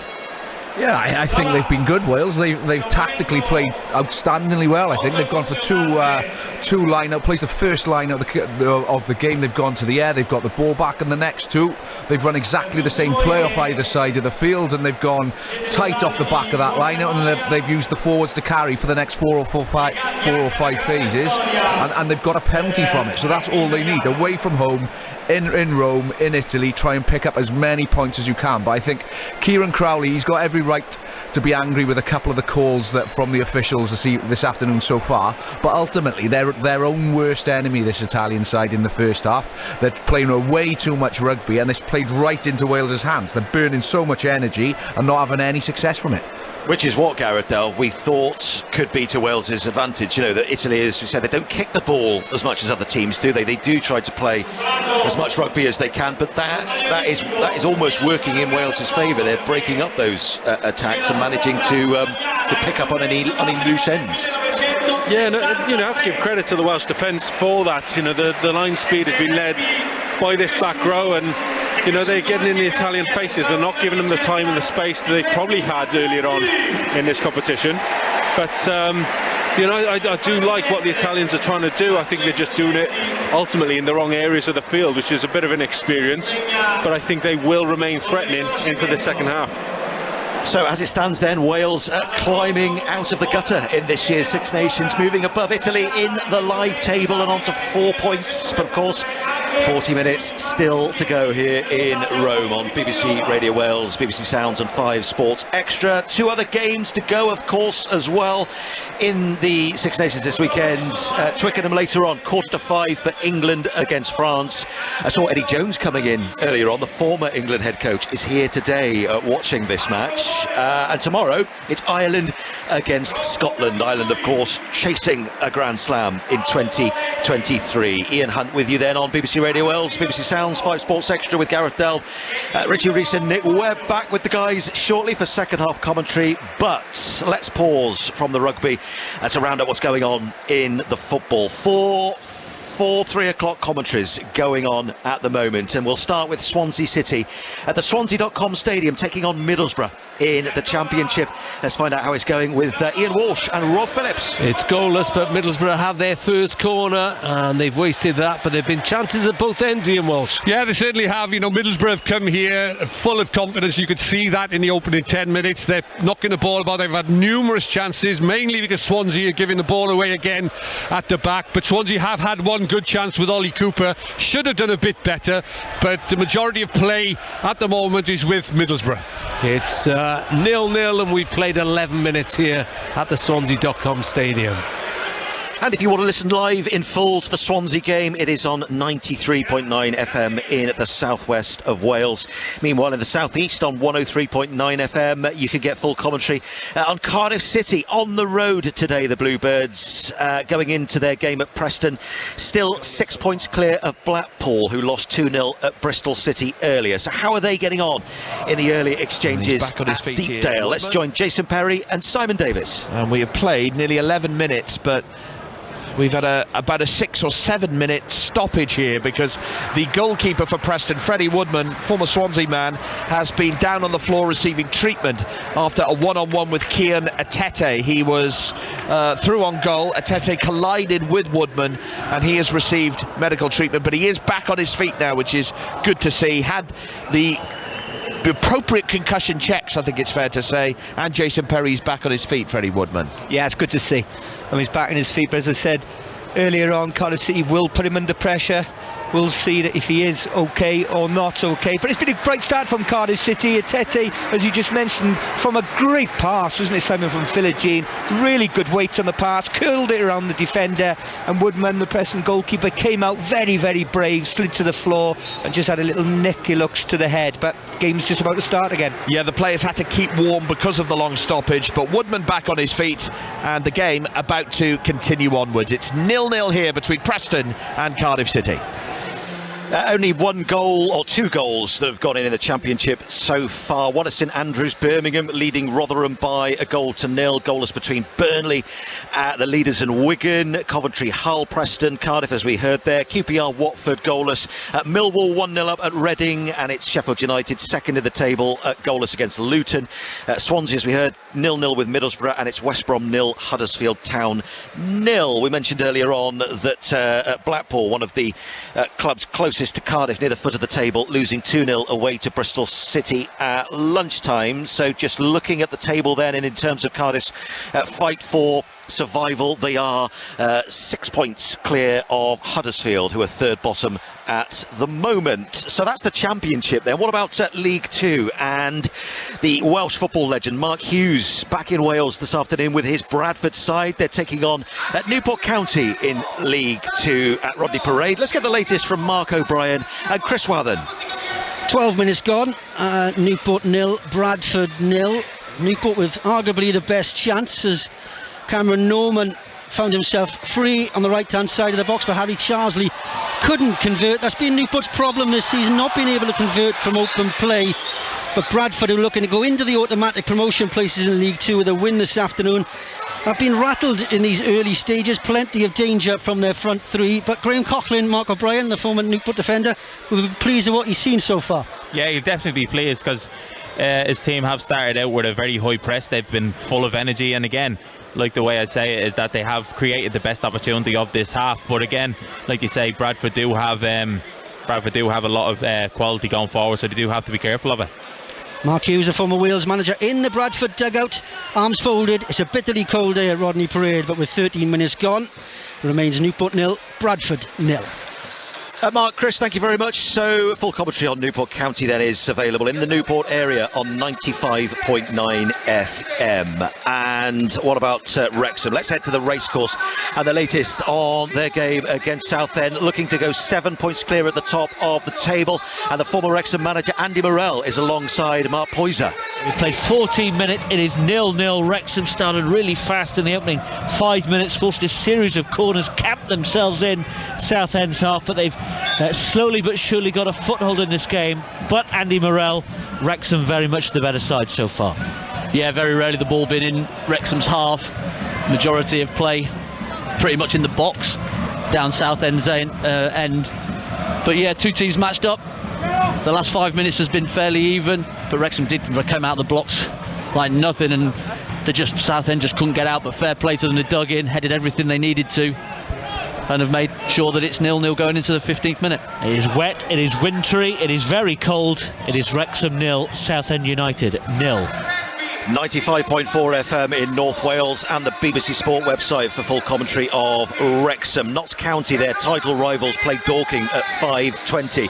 There's been a goal at the Swansea.com stadium. Let's go back to Rob Phillips. Swansea have the lead. Joel Peru, just the slightest of touches after a Ryan Manning shot was deflected into his path. It was a goal scorer's instinct. It's Swansea City 1, Middlesbrough 0. Yeah, Middlesbrough third in the Championship, so a good start to that game for the Swans. 93.9 FM in South West Wales for full uninterrupted commentary. In the Premier League then, Bournemouth, good win for them earlier on, off the bottom and out of the relegation places. They beat Liverpool 1-0 at the stadium, which is where do they play? I've forgotten where they play. The Vitality Stadium. Thank you. You know, one of those moments, Gareth, where you just forget where where a team plays, Vitality Stadium in Bournemouth. Mo Salah, meanwhile, missed the penalty for Liverpool. So after that 7-0 thumping of Manchester United last Sunday, Liverpool following up with that disappointing result from their perspective, but what a win for Bournemouth. And also the Welsh international David Brooks was an unused substitute in that game, back in the Cherry squad for the first time since his cancer diagnosis and treatment. So clearly a happy day for David Brooks. Other latest scores then. Everton are in front at Goodison Park. Definitely know where they play. They lead Brentford by 1-0 through Dwight McNeil. It's goalless between Leeds and Brighton. Chelsea are 1-0 up at the King Power Stadium, leading Leicester thanks to Ben Chilwell. Goalless between Tottenham and Nottingham Forest. Spurs have found the back of the net, but VAR disallowing it. And one late game at 5:30. Crystal Palace playing Manchester City. Latest from the Cymru Premier then. Penybont 0, Connors Keen 0 at half-time. Goalless between Aberystwyth and Haverfordwest. It's all square between Flint and Airbus, 1-1 at the break, and Pontypridd leading Carnarvon by 1-0 after the first 45 minutes. One game played in rugby's Welsh Premiership today as well. RGC beat Pontypridd by 42 points to 3. No doubting where we are. Gareth Dowell this afternoon, the Stadio Olimpico in the Italian capital, where Wales are leading Italy by 22 points to 3. Of course, this year we have, and I'm sure, Richie, you can see the footage perhaps on your monitors, cameras inside the dressing rooms. We're seeing Italy at the moment, getting ready to come back out for the second half. Here are Wales as well. There's a table in the middle of their dressing room stacked full of drinks of all kinds. Gareth, what have we got there? Loads of glasses of water on the left. What's all that on the right-hand side? There's an espresso martini in the middle of there. Swimming, but Hunty, but I think, you know, a bit more of the same in the second half, and there will be. These lads have done half a job. It's about going out there, same again, put that pressure on Italy. They overplayed in the first half. They've got to feel even more pressure into the second half to try and push their way back into this game. Wales need to push for the errors and capitalise again. Yeah, shaken and stirred first half. Warren Gatland returns to his seat up in the gods, looking down on it all. Richie, Wales 3 tries, as we said. That's as many as they've scored in the tournament so far, as they come back out and up the steps, back out to the field in just a few seconds. But what do you want to see from them in the second half? Yeah, the blueprint is there. First and foremost, the victory has got to come today, and the blueprint is the first 40 minutes, and you can bet your bottom dollar that Warren Gatland has definitely been mentioned that in that first half. And then if we do get 1 or 2 more tries and start pulling away from this Italian side, that's when we can look to play probably the attractive rugby that everyone wants to see. But ultimately we have to just pick up a victory first and foremost today. Wales first back out into the sunshine, a little bit more shadow on the field than there was earlier on, but still a warm and mild day here in the Italian capital. Sorry if it's cold and dismal back in the UK, but it is beautiful here, and the Welsh fans so far enjoying what they're seeing, as well as the sights and the sounds of this beautiful city. Ready to go then, second half, Wales to kick off as Italy get into a little huddle before they resume trailing Wales here by almost 20 points. Let's rejoin our commentary team here on BBC Radio Wales, BBC Sounds and 5 Sports Extra. Richie Rees, Gareth Delve and Nick Webb. Molto grazie, or something like that. As Wales prepare to start the second half with Owen Williams. The Ospreys stand off, ball in hand. Wales with a 22 points to 3 lead. 3 tries in the bag. Just 1 more needed for a bonus point. As we're on air on BBC Radio Wales, BBC Sounds, Threwd Hill, around about 5:30. Wales kick off. 40 minutes to go in Rome. Can Wales prevent any wobbles, prevent Italy from getting back into the match? Well, they've conceded a penalty of Wales right from the start. Forwards not rolling away. We've got about 3 minutes, I think, left on the yellow card for Lorenzo Cannone, the Italian number 8, who was yellow carded when Wales were awarded a penalty try in the corner, rolling maul. Couldn't quite get the ball down, but Cannone collapsed it. Italy have put that penalty into touch on the far side of the field. Let's go blue to me. Again, just a little bit of blue sky above, mainly cloud, but not many clouds on the Welsh horizon at the moment.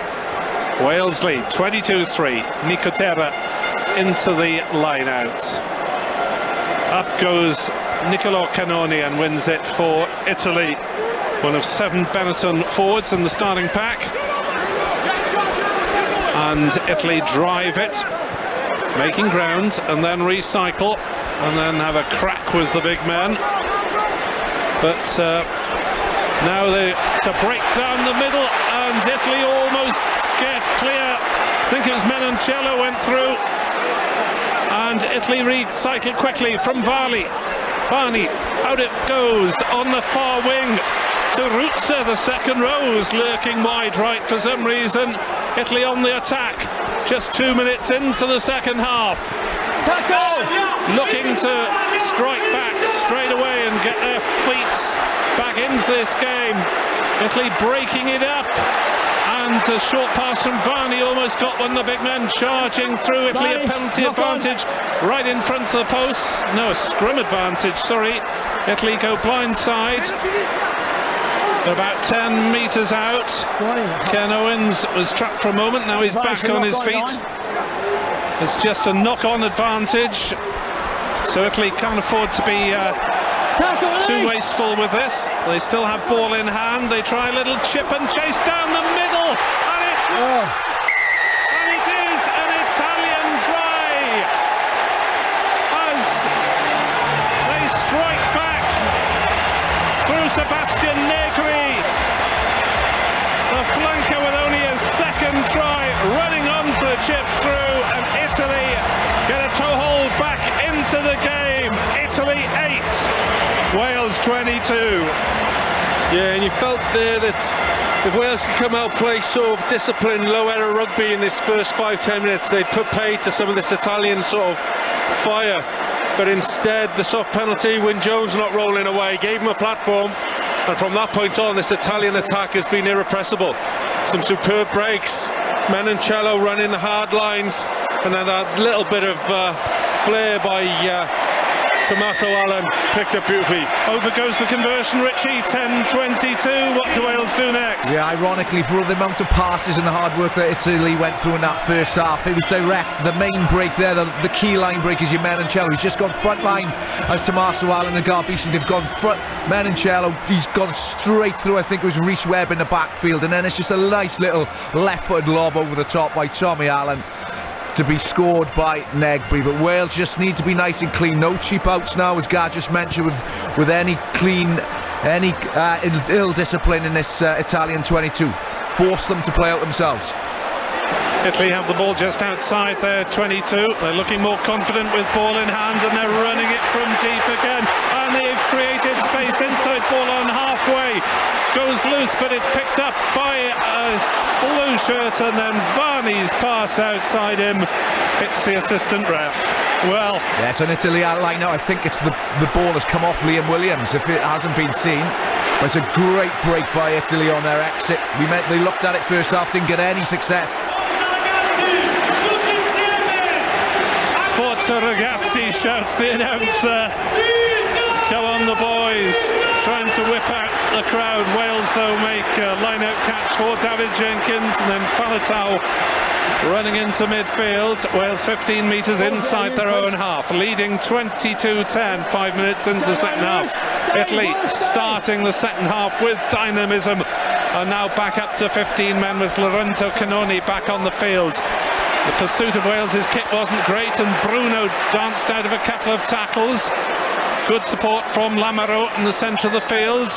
Italy then knock on, and Hawkins snaps it up, and Thomas Francis tries to hack it on, and Tipperick tries to hack it on, and Italy have the ball in hand. No advantage. They'll come back for a Welsh scrum. They're going upstairs. I think it's Joy Neville, the TMO, that's come in. They want to check boys, this carry off Bruno. Taking foul play against Blue 11. Taking foul play against Blue 11. Foul play against Blue 11. Pierre Bruno the winger. He's gone for the fend, he has. I'm not sure where he catches him. He's gone for the fend here of his left. Oh, it's a leading left arm. It's into the throat of Wyn Jones. Gareth, how bad's that? Well, it looked a lot worse on the replay than the initial. I thought it was a handoff to the face of Wyn Jones, but that looks like he's raised the elbow into his throat, and I would not be surprised if this is red, to be honest.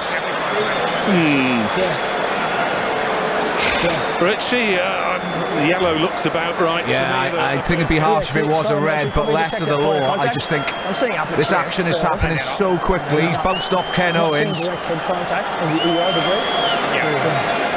Here's probably the best angle. TMO Joyner still showing various angles to the referee on the just play it big one more time, screen. then I'll come back to me, Joy, one more time. And Wyn Jones, not surprisingly, went down having a forearm in the throat. But okay, so Joy, come back to me. Here's real speed. In real time, yellow, I'd say. Okay, so Joy, let me explain what I'm saying. We have 11 blue with a raised forearm, okay? It's indirect contact, so it's hit the chest first, then into his neck. It's a low degree of danger, so I'm on a yellow card. Do you agree with those facts?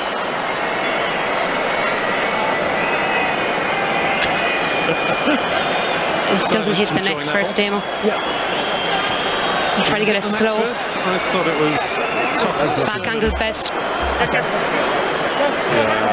Is she trying to talk him up, Gareth? I think so. I think she is, yeah. To his throat. This angle here. This is the best angle. Okay. So it's direct to the neck, Damo. So you're saying direct to the neck, not direct to the chest? That's where you got contact? It's direct to the neck, Damo, clearly. So if you've got direct to the neck, then for me, there's high force then because it's direct to the neck, so then goes from the yellow card up to the red card from 11 blue. Are you seeing it as a strike, or are you seeing it as a push away? A push away, yeah. You see it as a push away, then it'll be yellow. You see it as a strike, it'll be red. Yeah, okay. How you see it? The assistant's now trying to talk him down again. Captain 11 blue. From red to yellow. What colour will it be? I think they're going with yellow. Okay, you made contact with the next, so it's a yellow card. Stepping in. It's a right call, but I think Dixon, the assistant referee, has managed that situation particularly well. I think it would have been harsh done by with a red, but it's a penalty. Wales is on that Italian 10 metre line. I knew maybe just want to be right, mate, that's all. But no, I think the way he's bounced out, it is a very dynamic move. He hasn't just planted it in, but yeah, I don't think Joe Neville probably agrees with that. But Wyn Jones will be coming off afterwards. Is replaced by Gareth Thomas as Wales almost missed touch from the penalty. It's just crawled into touch from Owen Williams' boot, and it is about 8 metres out from the Italian goal line, with Wales with a chance to press. There's an Italian player missing somewhere, with Bruno, who would be the blindside wing. Tipuric wins the line out for Wales. They drive it infield. Italy have halted it first. Wales go back to the blindside. There's chance for Adams in the corner. Adams over the line. Can he get the ball down? Oh, he's done it superbly well there, Varney. He's missing his winger and he's got under Josh Adams. It's a one-on-one tackle. If you were a betting man, all the favour was for Josh Adams to get that ball down, but Varney's got under him. He knew he was panicking. He was trying to call defenders around the far side with him. He's got under him. Josh Adams is questioning the call, but no, I think he stopped him. Superb defensive work from Varney. Yeah, he just held him up long enough for Lamoureux to arrive, and the smallest man on the Italian side, Stephen Varney, 80 kilos, has done a fine job in saving his side a try there against the land of his father. As Wales run it back from the dropout, Hawkins with a little shimmy, shifts it up to Adams. Adams with a kick and chase. Oh, it's knocked down by an Italian defender. Did that one go forward, or was that a charge down? Italy get the rub of the green for once with that decision. 47 minutes gone. Italy 10, Wales 22. Wales get a penalty. About 20 metres out. It's a tackle off the ball somewhere. It's come in from Joy Neville again. Tackle off the ball. Brex is the man penalised. Now Wales lead by 12. If they stick over the 3 points, they lead by 3 scores. 13 blue, tackle off the ball. I can think of it.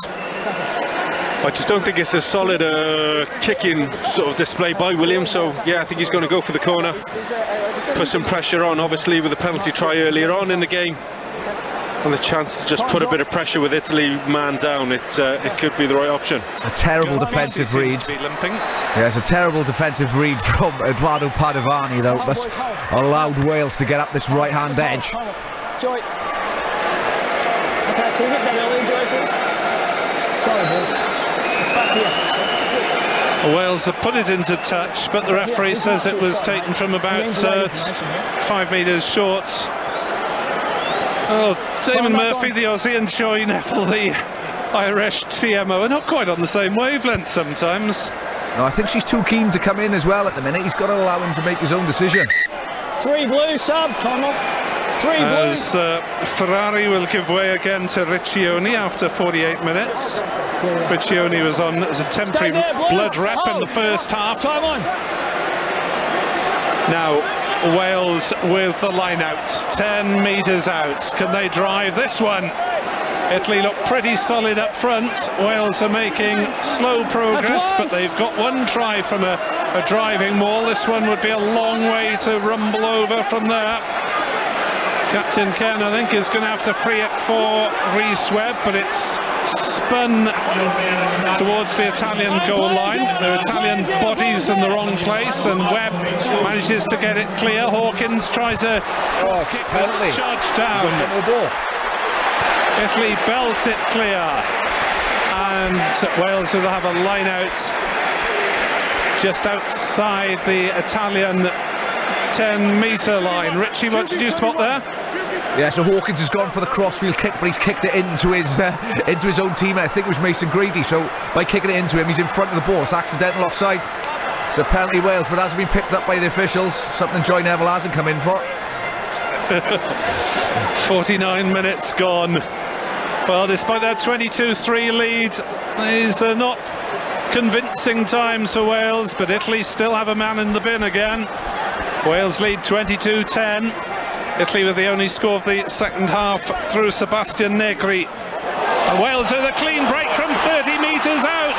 The support is there. Talupe Faletau will gallop over for the try that gets Wales the bonus point as Rhys Webb and Owen Williams go over to engulf the number 8 with congratulations. 10 minutes into the second half. Relief for Wales. Wales have got the bonus point. 27-10 they lead, and that is the first point assured in the Six Nations table for Wales. Oh, superb break by Webb, so sharp. He's played away. The Italian defence has sort of just overread it, and he's gone straight through the gap, took no chances. 2-on-1 and Faletau under the post. Yes, absolutely. It's absolutely textbook from Rhys Webb. It's a decent carry from Mason Grady, and it's just affecting the fold of the defensive line of this Italian forwards trying to fold round the corner. They get very lateral. Webb, textbook Rhys Webb.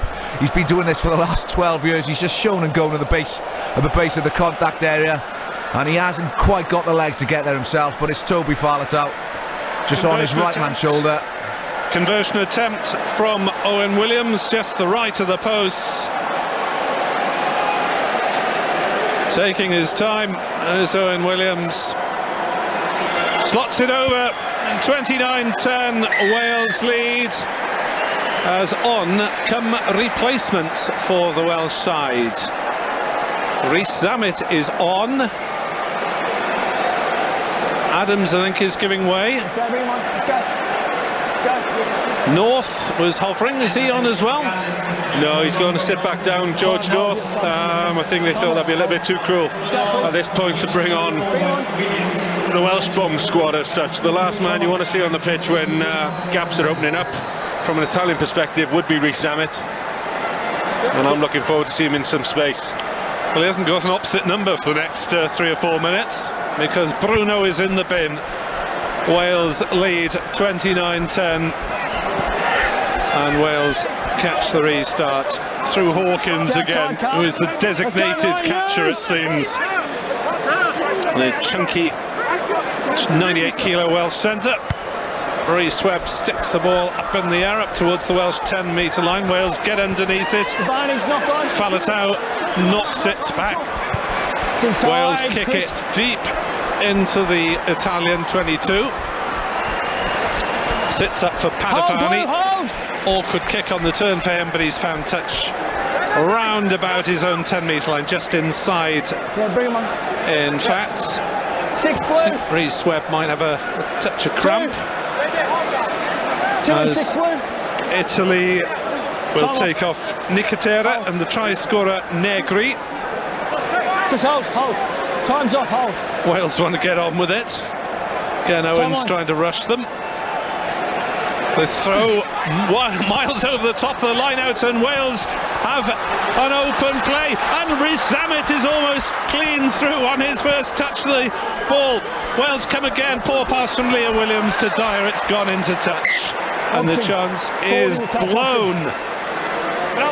Yeah, just a lack of patience there from Wales. A superb initial throw by Ken Owens. You know, he's in a Tom Brady coming out.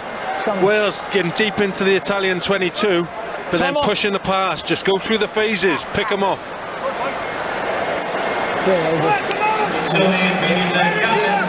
So Rhys Zammit is a straight swap on the right wing.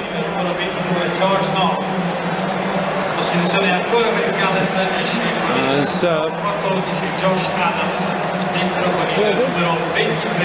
North's name over the PA. Is he on, Gareth?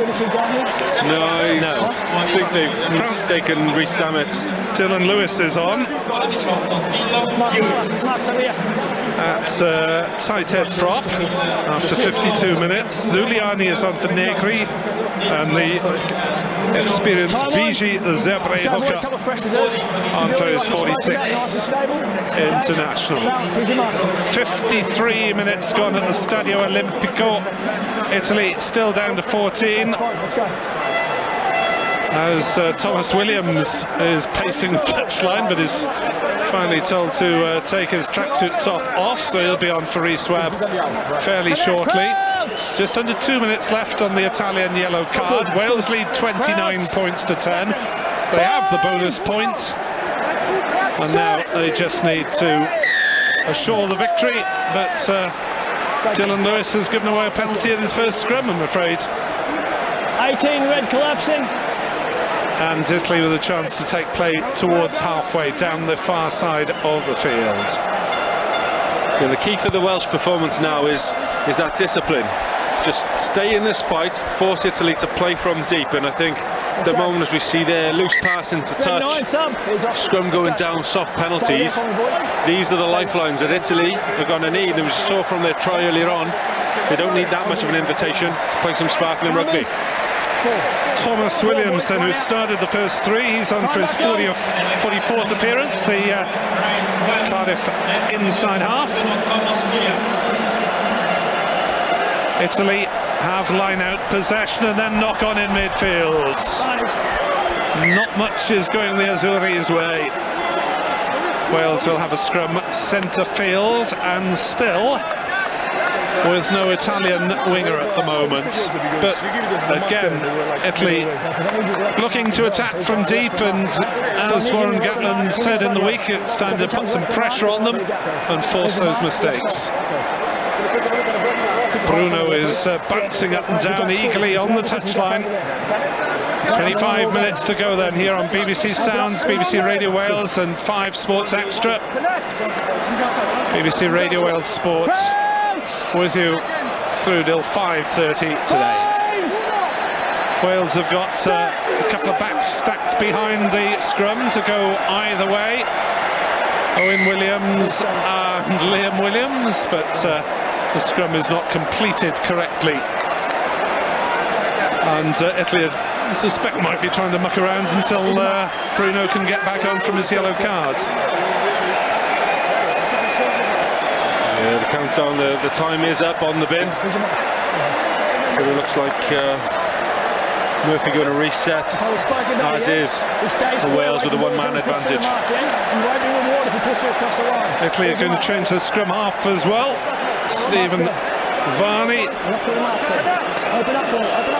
the man with the maternal Italian side to his family, is going to give way to Alessandro Fusco of Zebri. Italy get a free kick from that scrum. And, well, Wales have given away a couple of penalties in the set piece. They were shoved all over the place once early on. Italy say they will scrum again. Should surely be able to get their man back on now. Yeah, here it comes. Let's go. Substitution, bring him on. So Fusco is on for Varney at scrum half, and Bruno is back onto the field after his yellow card.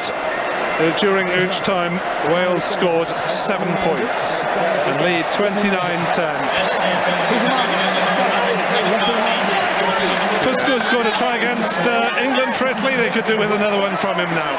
Yeah, he's a sparky player, and Italy are going to be running everything now. I think Wales need to expect that, keep men on feet, don't overcommit at the breakdown, and stop giving away silly penalties and free kicks. The Mexican wave goes round the Stadio Olimpico. The Welsh supporters will be enjoying that.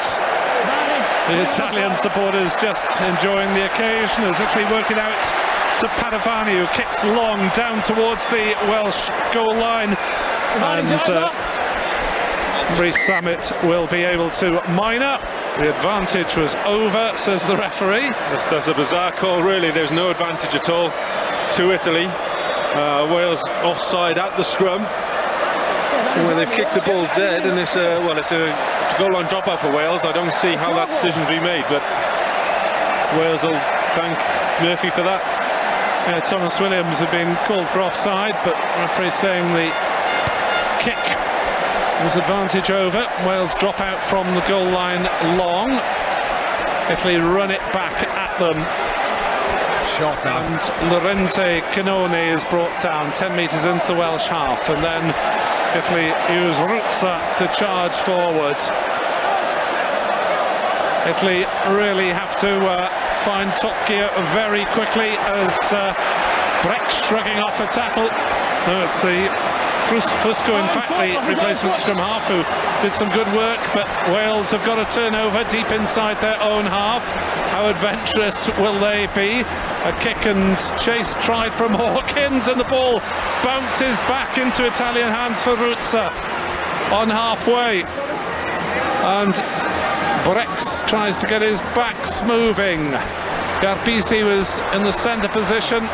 Italy run out of numbers, though, Wales making their tackles as Fusco tries to, Zuliani rather, tries to crash forward. The 21 is a back rower on the scrum half as normal. Italy have got a 6-2 forward split on the bench.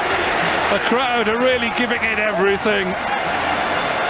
Despite 24 Six Nations defeats here in a row, they haven't won since beating Ireland in 2013 here in the Six Nations. Bit of kick tennis breaking out as Dyer's underneath that one. Early try scorer. Liam Williams rather slices a kick towards the near touchline. It's well fielded by Bruno, who looks for the 50-22 kick down this near side. It sits up just inside the touchline. Wales across to cover and to put it into touch. Thomas Williams says, wasn't it a bit further than that? But the assistant Chris Busby will have nothing on it. And Italy have the line out just inside the Welsh 10-metre line. Italy have got a man down over on the far side. Menoncello after the tackle from David Jenkins. It's a great tackle from Jenkins, but he tried to get back to his feet to Menoncello, and he hit the floor again straight away, so I can't see him continuing. He is limping off, but Italy thankfully have got a centre replacement in Luca Marisi. So the 20-year-old Benetton, very promising youngster, he's had a decent game, Richie. Yeah, he has. He's a good player. He's been excellent in the domestic competition for Treviso this year as well, and there's definitely progression in Menoncello. It's unfortunate to see him leave the field. is being half carried off. Players restarted before he reached the touchline, and Italy have driven it up a few metres from that line out. Now it's gone to ground. It is there for Fusco. Oh no, it isn't. It's Adam Beard. He's come straight through that driving line. He's got his left hand on it. He's locked it in, and he's turned the ball over. Yeah, Beard getting the plaudits there. Really good work at the line out, and he's almost taken on the Charteris mantle of Inspector Gadget, just rampaging through the middle of the line out. And with that being collapsed, it's a welcome turnover for Wales. Yeah, if you think of the last 3 Italian starter plays, they've turned the ball over within the first phase of all 3. So it's awful from Kieran Crowley's side, and excellent from Welsh. So we welcome listeners to BBC Radio Wales in the southwest of Wales with the news that Wales are beating Italy by 29 points to 10 with 20 minutes left here as Italy replace their second row. Nicolo Cannone and Tommy Reffel is on in the Wales back row. Whom has he replaced, Gareth? Yeah, he's on for Jack Morgan. You know, Morgan with an excellent afternoon's work. And it's good to see these youngsters coming through, obviously alongside the very experienced duo of Tips and Faletau. Tommy Reffel now with 20 minutes to state his case in this back row. Huge competition in that Welsh back row. I mean, Tipuric, Morgan and Reffel are probably by inclination 7s, and Wales have got the nudge on the Italian scrum, causing chaos and winning a penalty. And there's a bit of afters of some variety. Started with Dylan Lewis. I think he's made an extra push on this Italian side, have reacted. It looked as though it was going to turn nasty for a moment there. Dylan Lewis has got a bloodied forehead, so he's going to need to be stitched up. Michele Lamaro, the Italian captain, is a very frustrated man as his team trail by 19 points. Yeah, he's lost his discipline there. He's asking the referee, and obviously it's probably not the best sportsmanship to be shouting in the face after the penalty. It's not something you encourage, but it's also up to the Italians to hold their discipline, not react to that. I think it was Gareth Thomas who seemed to be making most progress on the loose head there for Wales against Riccioni, the Italian replacement, and Wales have mistouched, gone for too much length, and it's bang back at them, and Owen Williams has to get underneath it, and Liam Williams tries a high kick and chased down the middle. He's collided with the Italian defenders. Both men went for the ball. So red knock on, says the ref. We saw fair contest, but Liam Williams has had a bang in the process. Italy will have a scrum about 12 metres inside their own half the field. Yeah, both players going for the ball, fair contest. Williams brave as you like. It's the Italian 22 scrum half. Fusco was underneath it. He was always liable to win the ball.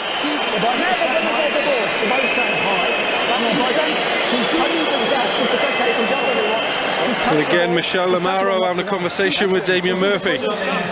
Italians just need to keep their discipline now, keep their own counsel, and he's probably better off speaking to his players for the big 20 minutes as opposed to gesticulating with the referee. Liam Williams is being helped off, clutching his shoulder. George North is on. Wales will have to reorganise. Rhys Samet goes to full back and North to right wing, and Ken Owens was giving Lamaro the absolute Death Star of all stares as that conversation went on there. Open up, please. Open up, open up, open up, open up.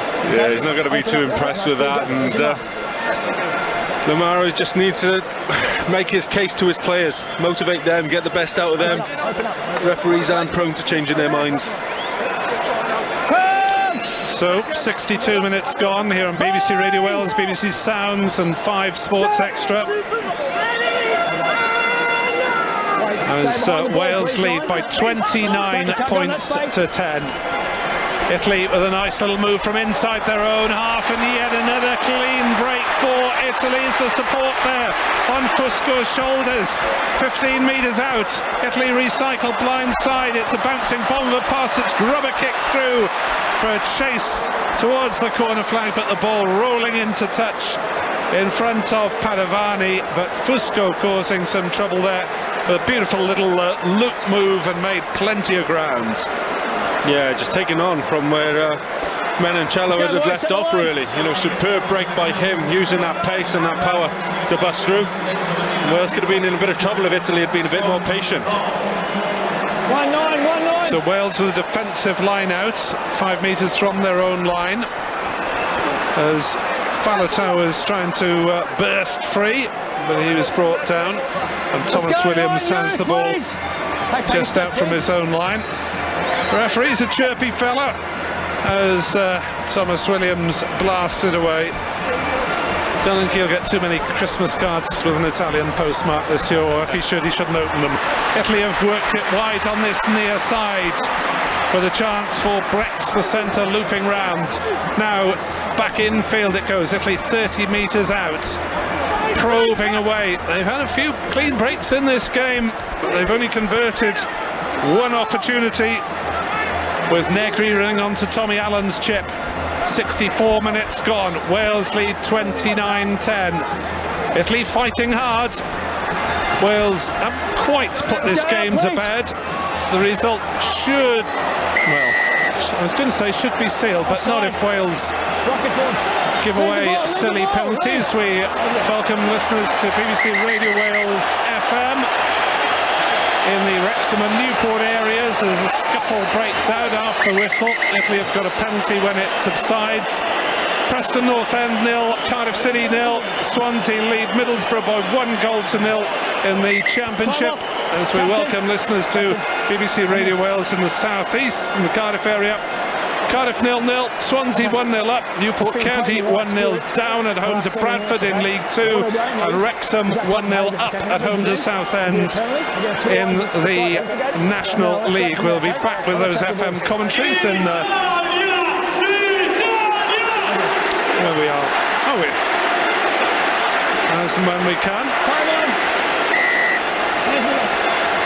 As Italy kick to the corner inside the Welsh 22. Just trying to work out the time differences then. Of course, we're an hour ahead here. Stay there, red perfect. So we'll be back with those second half football commentaries on FM.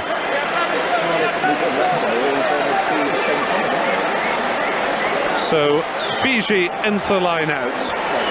Italy on the front foot. Now can Italy just give themselves a glimmer of hope? They've forced another penalty from the maul drive. Fusco loses the ball. Thomas Williams is through to harass, but penalty against David Jenkins, who needs to be careful of his discipline. And Italy will stick it into touch 5 metres out from the limping Garbisi. They haven't got another backs replacement available. Let's go, Blue! So they need to stick a flanker in the backs if Garbisi were to be forced off. It's a line out, a chance for Italy to pull a try back with just over 14 minutes left here in Rome as the sun comes out. But Tipuric's nicked the line out throw off the Italian put in, and Wales will have the chance to get it to safety down this near side for Thomas Williams. Oh no, Wales have made a pig's ear of it, and Italy will get the scrum. What's going on, Gareth? Yeah, so initially excellent play by Justin Tipuric going up at the tail for that turnover, but then Wales just dilly-dallying in there, just get the ball down. Thomas Williams stood watching as the Italian replacement Yakizi has just reached over the top and killed the ball. You know, so superb, similar to what Adam Beard did for Wales earlier. But Thomas Williams has got to take control of that. Just get your hands on ball, play away. Yakizi has replaced Niccolò Canoni in the Italian second row. Italy have got a scrum. They have won the put-in of all 5 scrums that they've had the feed, and this is 8 metres out from the Wales line. Wales with some defending to do in these closing stages. Fusco picks it up, flicks it out, almost the break. It's paid off anyway. Juan Ignacio Brex gets over for Italy's second try, gets them up to 15 points and gives Italy a sliver of hope with 13 minutes left. An easy conversion to come will make it 17-29. Just Brex's second try for his adopted nation.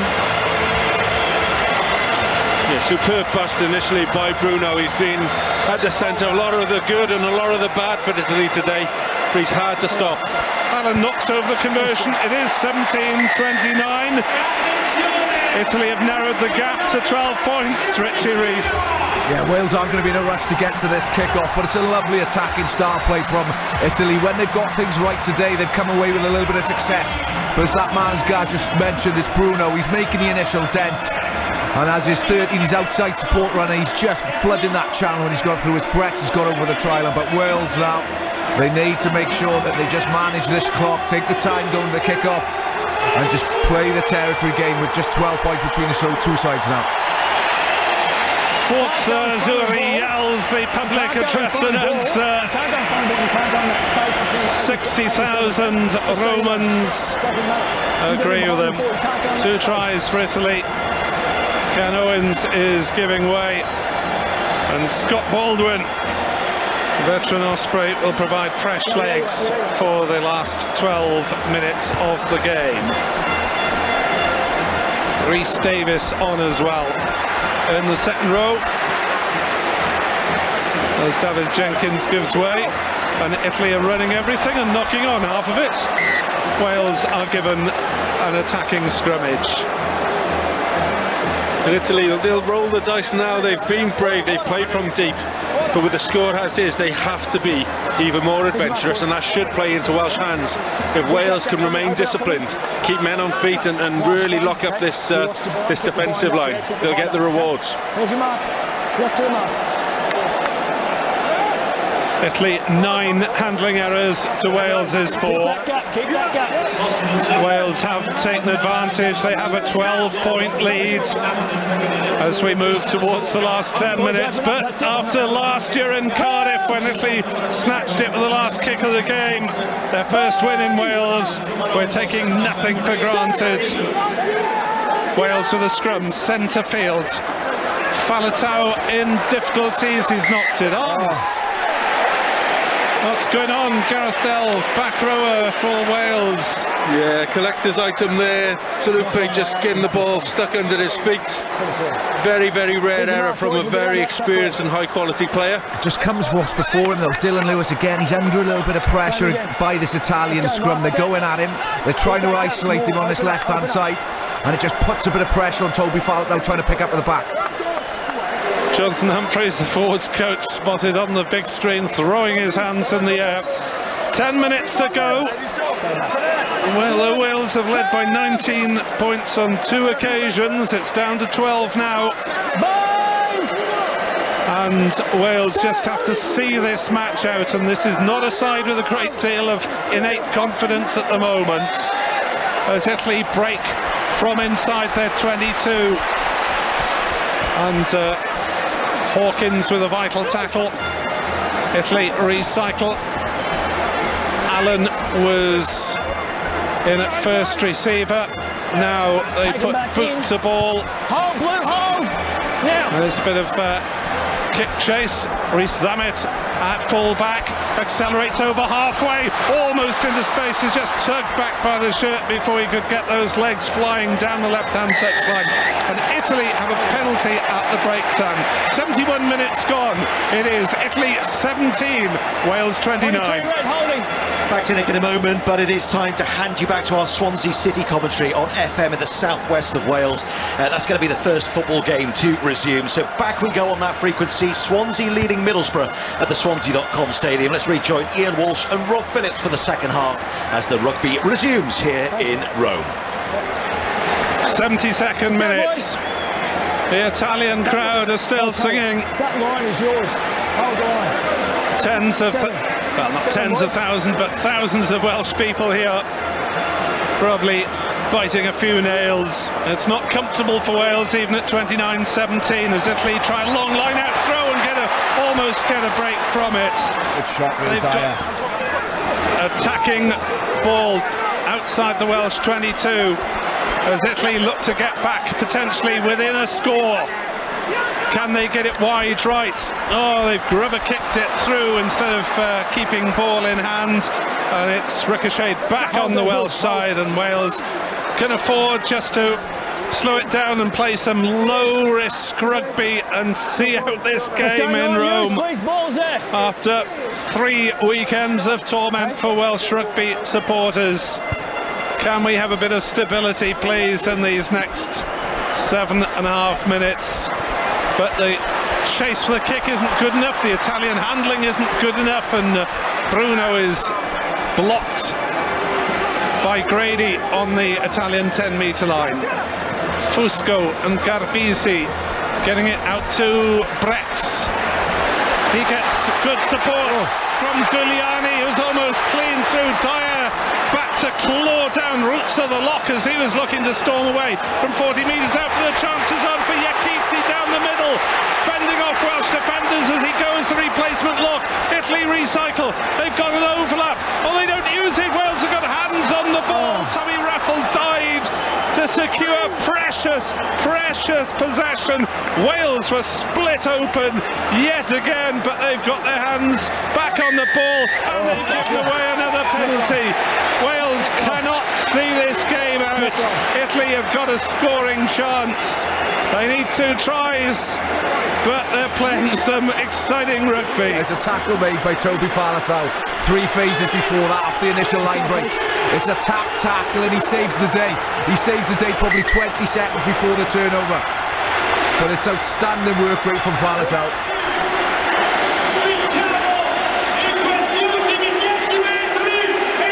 Welsh medic on. A public address. Man is working overtime to rouse this Italian crowd if they needed any rousing. There are 6 minutes and 2 seconds left on the clock in front of us. Italy trail by 12. Going for the scrum. Italy are going for the scrum. Ken Owens is still pacing the touchline because Scott Baldwin is struggling, and he's going to have to give way to the captain again. Yeah, rare to see this, but looks like Scott Baldwin holding his shoulder. Hopefully nothing too serious. But Ken Owens comes back on, and hopefully he'll bring that leadership and a bit more composure, because it's gone walkabout in the last 10 minutes for Wales. They really need to get a foot on this ball, draw the sting from this Italian team, because at the moment we're in for a hell of a finish. 6 minutes left, Italy 17, Wales 29, but Italy on the attack. They've opted for a scrum. Yeah, it's a difficult place to defend from Wales as well. They're probably about 8 metres from this Welsh try line, probably about 25 metres infield, but such a difficult position to defend from. You could just see Owen Williams in the back, just off the back of the scrum, and big discussions with his other back 3 partners, who's going where, who's taking who. So Fusco into scrum, which goes down, and the Welsh forwards will muck around their heart's content here, Gareth Delve. Yeah, I think so. Just take a bit of time off that clock. Just looking at the way the Wales are lined up in defence, Italy are stacked 3 men to the left, so Thomas Williams will be coming off taking first man.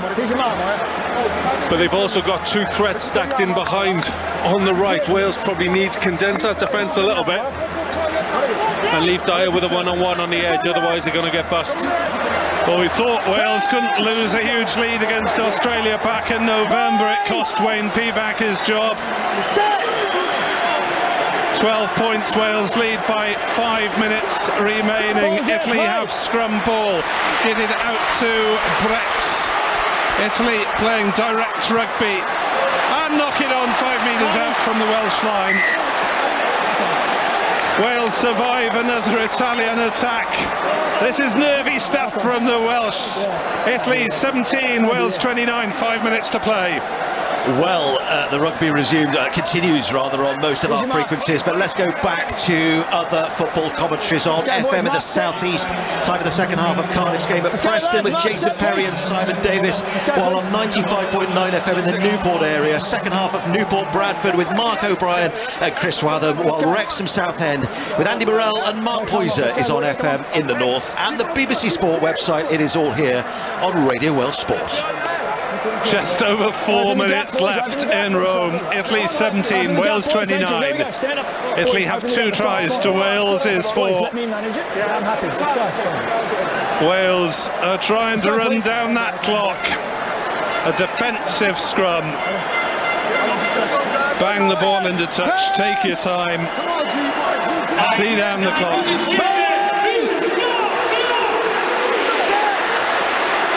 Well, it's been a long wait for an Italian win in the Six Nations at home, and it looks as though it's going to be going over the 10-year mark as the Welsh forwards drive forward and win the penalty. And Gareth Thomas, I think, is having a decent spell on the field as a replacement. Yeah, it was a superb scrum by Wales there, because they were under so much pressure. I was expecting Faletau to be in and out of there as soon as possible. Made the brave call of keeping the ball in, and they've just driven a hole through the Italian scrum. So Owen Williams puts it into touch on this near side. Wales can idle and dawdle up to the markers. Italy bring on the remaining replacement, which is Giovanni Pettinelli, replacing the skipper Michele Lamaro. 5 boys, 5. With 3 minutes left. As Owens puts the ball into the scrum. Rhys Davis with the catch. Reffell out to Faletau standing off. Wales with a 12-point lead. 3 minutes to go. On BBC Radio Wales, BBC Sounds, 5 Sports Extra.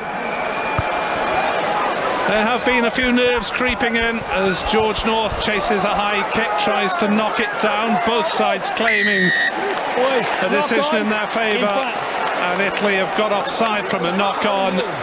And poor Pierre Bruno, who was yellow carded earlier, has now got cropped as well by the look of it. Time off. Yeah, it's a contest in the air. George North, superb chase, leading the charge for Wales, and Bruno coming off second best in that collision. Hopefully, again, nothing serious, because he's been a leading light for Italy today. Rhys Webb is player of the match. Richie Rees is a former scrum half, he'll no doubt improve. Yeah, he's dictated terms, he's been excellent. I'm sure he's done exactly what Warren Gatland, Alex King, asked of him today. He's dictated terms, he's managed the field, he's kicked when he's needed to, he's played when he's needed to, and ultimately he's made one of the key breaks for that really put this game to bed for me. I think just that 40-metre snipe through the middle of the field and just a little inside ball to Toby Faletau, but he's been excellent as Rhys Webb. Fully deserves his man of match. Italy 17, Wales 29, but we are into the 79th minute, and Captain Ken Owens, who's back on the injured Scott Baldwin, to put into this line out. Both sides have used all their replacements as Wales have line out ball, but it is not straight, says Damon Murphy.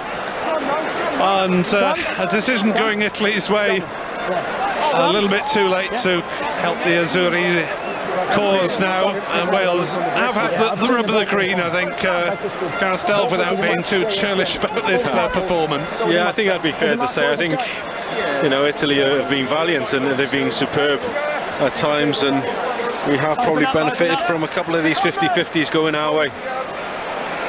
So, clock ticking up towards the 79-minute mark. Remember, this Welsh squad will travel to the south of France for a training camp to preview some of the World Cup conditions for later in the year. As there was almost an interception by Thomas Williams in the Italian 22, but he's knocked it forward. Italy looking for a consolation score and a bonus point in defeat.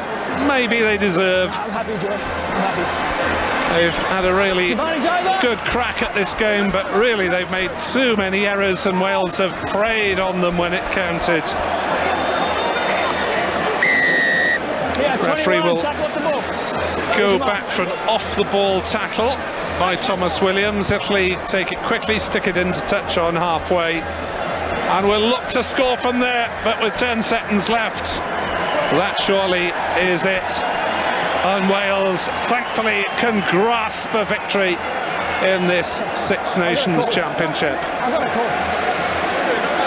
80 minutes on the clock.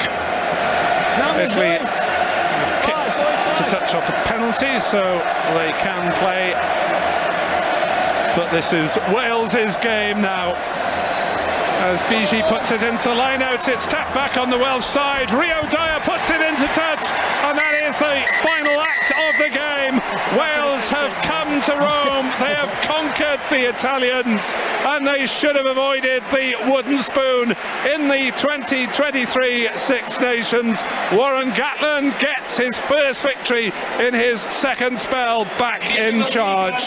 Tries in the first half from Rio Dyer, Liam Williams, and a penalty try in the second half from Taulupe Faletau from a Rhys Webb break. Webb was man of the match. Italy, well, they fought hard.